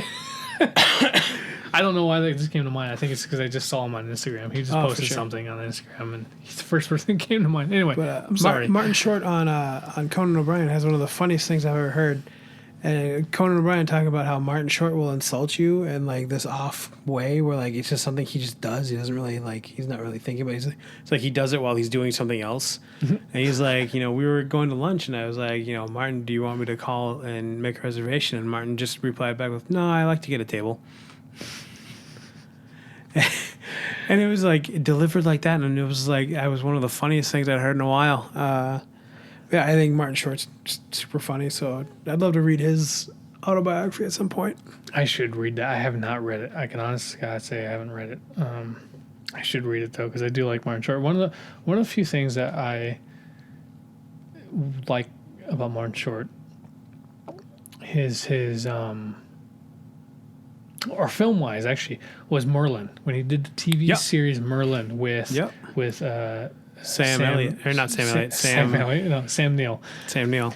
Neil Elliott. There's still some first names. Yep. And I think Rutger Hauer was in it too. I think he plays like a king. And Tim Burton's wife. I can't remember her name. Oh, Helena Bonham Carter. Yes, she was in it as well. And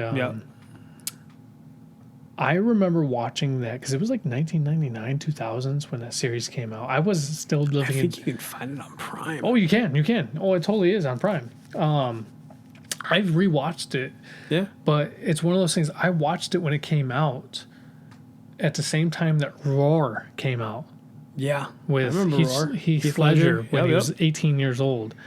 Nobody remembers that show. And that was in 1999. Well, I do. That's what I mean. And the reason why I remember these things is because we videotaped it when it was back when you recorded with videotape. This is back way before DVDs. Yeah, DVD wasn't even a thing. And I remember watching that series, and I loved Martin Short in it because I remembered him in Jungle to Jungle and with Tim Allen, which was something I loved. Captain Ron. Very much. I remember him in... probably a handful of other shit I can't think of at the moment. Captain Ron with Kurt Russell, Pure Luck with Danny Glover. There's a couple of the movies that come to mind with me. Yeah, Martin Short, man, he's fantastic. He's great. Yeah. I love Martin Short. And Canada. But either way, I think that I should read that book. I definitely should. I've had it for years. I have not gotten to it. It's just one of those things. I think Will Wheaton was one of the few books that I read like that. I ate it up. Yeah? Yep, reading Will Wheaton's book. But I learned a little bit more. What I was more fascinated about that book was learning more about Star Trek. Because he was a younger guy, and he kind of thought he had it all. And he essentially sacrificed his career to go in a route that he felt more okay with doing. Sure. that didn't make him a celebrity or make him a big star or whatever, make him loads of money. And now he's a blip. He's a blip in the scanner. Like you see him in Big Bang Theory, and you see him in maybe a couple things here and there, like his podcast or his show, like Geek something rather. And Geek and Sundry, I think, is a channel he's on a lot. I think he's been on a couple times. I haven't actually watched that far, but yeah, I really enjoyed his book. Yeah, his autobiography. I mean, you really liked. Yeah, I should just let you have that book. Yeah, I'd love to read it at some point.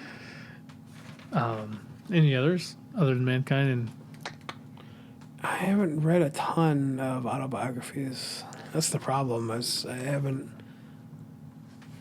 I read. I mean, Kitchen Confidential is, I guess, autobiographical. I've read most of it. I've never finished it. I really enjoyed the little series that they had. Yeah, which was, I don't think anything with Bradley Cooper. Yeah, which is odd because he went and did the movie Burn. Yeah, Burn, which was practically very similar to Anthony Bourdain, but it was a different chef. Right. Yeah, it was. Kitchen Confidential was interesting, but that's again. I'll say it this way: Anthony Bourdain. There's a reason I can only watch so many episodes before I have to turn it off. Anthony Bourdain, just as much as I like him, I can only listen to him or read him for a certain amount of time, and then I have to go, okay, that's enough. He's he's so full of himself. He's very pompous, and he's a good writer. He's a good, he was, but he seemed to be almost full of himself to a point that he didn't have any cause to be. Yeah. But a couple things that I've seen about him and stuff, and just the way that he carries himself is, he never really got himself checked. Yeah. And well, it's because he was at the front of like making celebrity chefs and bringing all that to the light, so no one could check him. I feel like a couple of people who could check him would be somebody like Gordon Ramsay or some of the greats, which I couldn't tell you any of them because I'm not that in depth into cooking. But those people who like taught Gordon Ramsay, for example, his mentor, who's a French culinary artist. Well, that's Europe. That's an entirely different But the point I'm getting at was like, I feel like those are a few people that could really have checked Anthony Bourdain, but why would they care? Well, exactly. They're doing their own thing. They're making their own. Yeah, it's not affecting their business. They don't give a shit. Exactly. So why did they give a shit? In fact, that Gordon Ramsay himself, I think he's like worth $400 million and stuff, and it's because he not only successfully made world-renowned restaurants, but he was a great personality, and he's made more money off of his shows that he's done, definitely, than anything else he's ever cooked. Right. Oh, most definitely. So, I saw him on the fucking The Masked Singer. Yeah, a couple episodes back. I like that show. Me and Kaylee like that show.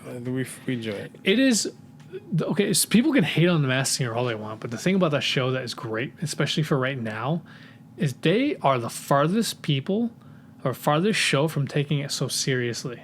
It is just an enjoyable, fun. It's an experience. It's all it is. Fun thing. But the greatest thing about this show is it keeps you guessing. Yep. It is a mysterious guessing game, and you just it's playing Guess Who, essentially, for celebrities. You're like, who is it? Who is? Now, I felt extremely proud, and I'm gonna fucking brag about this shit. When Chris Daughtry won last season, I called that shit, and I feel like I was the only fucking person to call that shit because I am a big Chris Daughtry fan, and I recognized that voice, and I called it. I've recognized a couple people. It wasn't necessarily because I recognized Lil Wayne pretty easily, but I did not. Terry Bradshaw.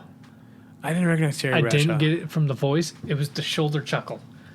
Right on. When he laughs with his shoulders, and I've seen enough of him on when he's talking about sports and shit, and I've seen enough of his films. When he laughs with his shoulders, and that was like, God, it's like Terry Bradshaw. I had made a joke about that, but I wasn't too serious about it. And then next thing you know, it was Terry Bradshaw. I knew it was LaToya Jackson under the alien mask from the fact that there was the clues they gave, mostly because I'd watched a very little known reality show where Eric Estrada, Jack Osborne, Trish Stratus, and LaToya Jackson became cops.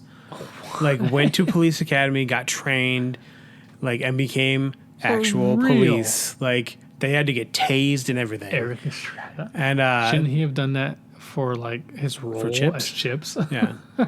Although they were technically sheriffs, weren't they?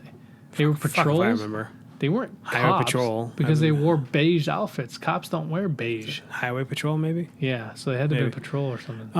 But yeah, so I knew it was LaToya Jackson from the clues. I was like, because I kept making allusions to like Jacksons and 5 family members and stuff like that. You have no idea how happy it is that you watched Masked Singer, though. I think it's a great show. I think it's fantastic. I think Ken Jeong is hysterical on that show.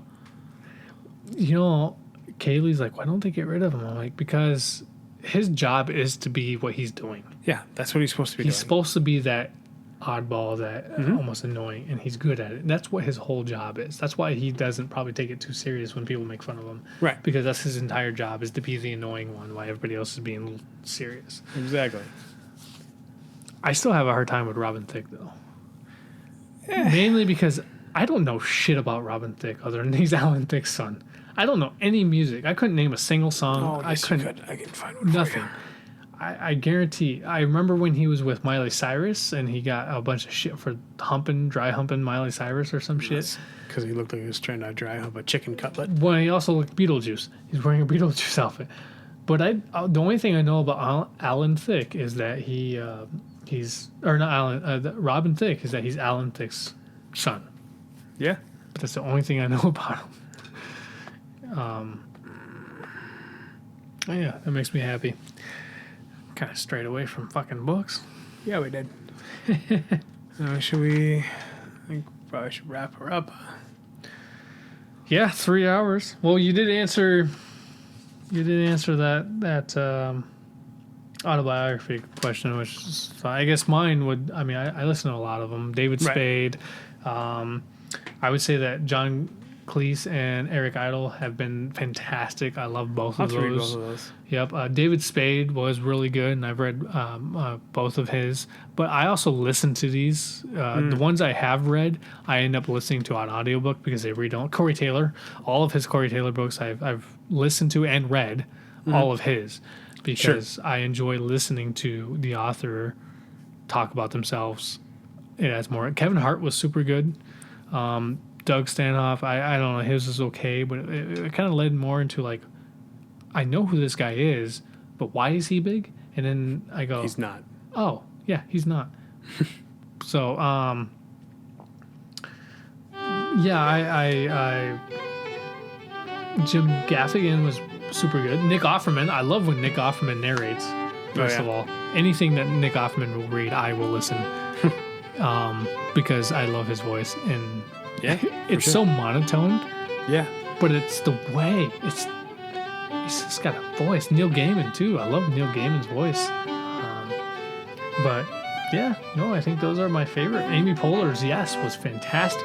I bought the book and I read it and not expecting to like it, and then I listened to the audiobook at the same time. I was kind of like reading and listening at the same time. Sure. And it's super fucking good.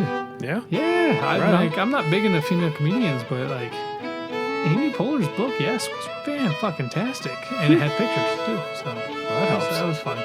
But yeah, I think it's about time we can wrap this up. This is it's a longer podcast. It's 12:30. It's not as late as we've gone, but it's been 3 hours. Yeah. And it's our longest. It's okay. Aaron, do you have anything else before we wrap this up that you want to talk about book-wise? Book-wise? No. What's the book that we should be reading together? I think we were talking about. Yeah, we think we're going to read Kings of the Wild by Nicholas Eames. Yeah. Or David Eames. Eames is the last name. Kings of the Wild, Wild Little Y. It's essentially D&D based fantasy. Right. I've listened to it because I have it on audiobook. I'm going to re-listen to it because Aram's right now he's reading it. So I'm probably going to re-listen to it. 2 pages in, so... Yeah, so I'm going to probably listen to it so we can kind of have something to talk about. So next time we do our novel book, we probably have something to say. Yeah. I am going to work on getting a website, like an email, not an actual website. I haven't gotten that far, but I'm going to try to get a email going. Sure. So if anybody here is actually listening, we have 12 people download this. So if anybody wants to leave a comment or send us an email or have something to discuss or give us something that we want to listen, watch, read, talk about, shout outs, whatever it is, make fun of people, I'll probably do that too. Just send us an email as soon as I get it, and I'll give you further information. Otherwise, please listen on, share with your friends if you enjoy, and we would love to keep this going. We're going to try to keep this going. Yeah. So, I think that's all I have to say. Yeah. So, tune in next time. Yeah, this is B&B Banter Bros. I'm Timothy Bennett. I'm Aram Banyan. And we'll catch you next time. Later. So, peace.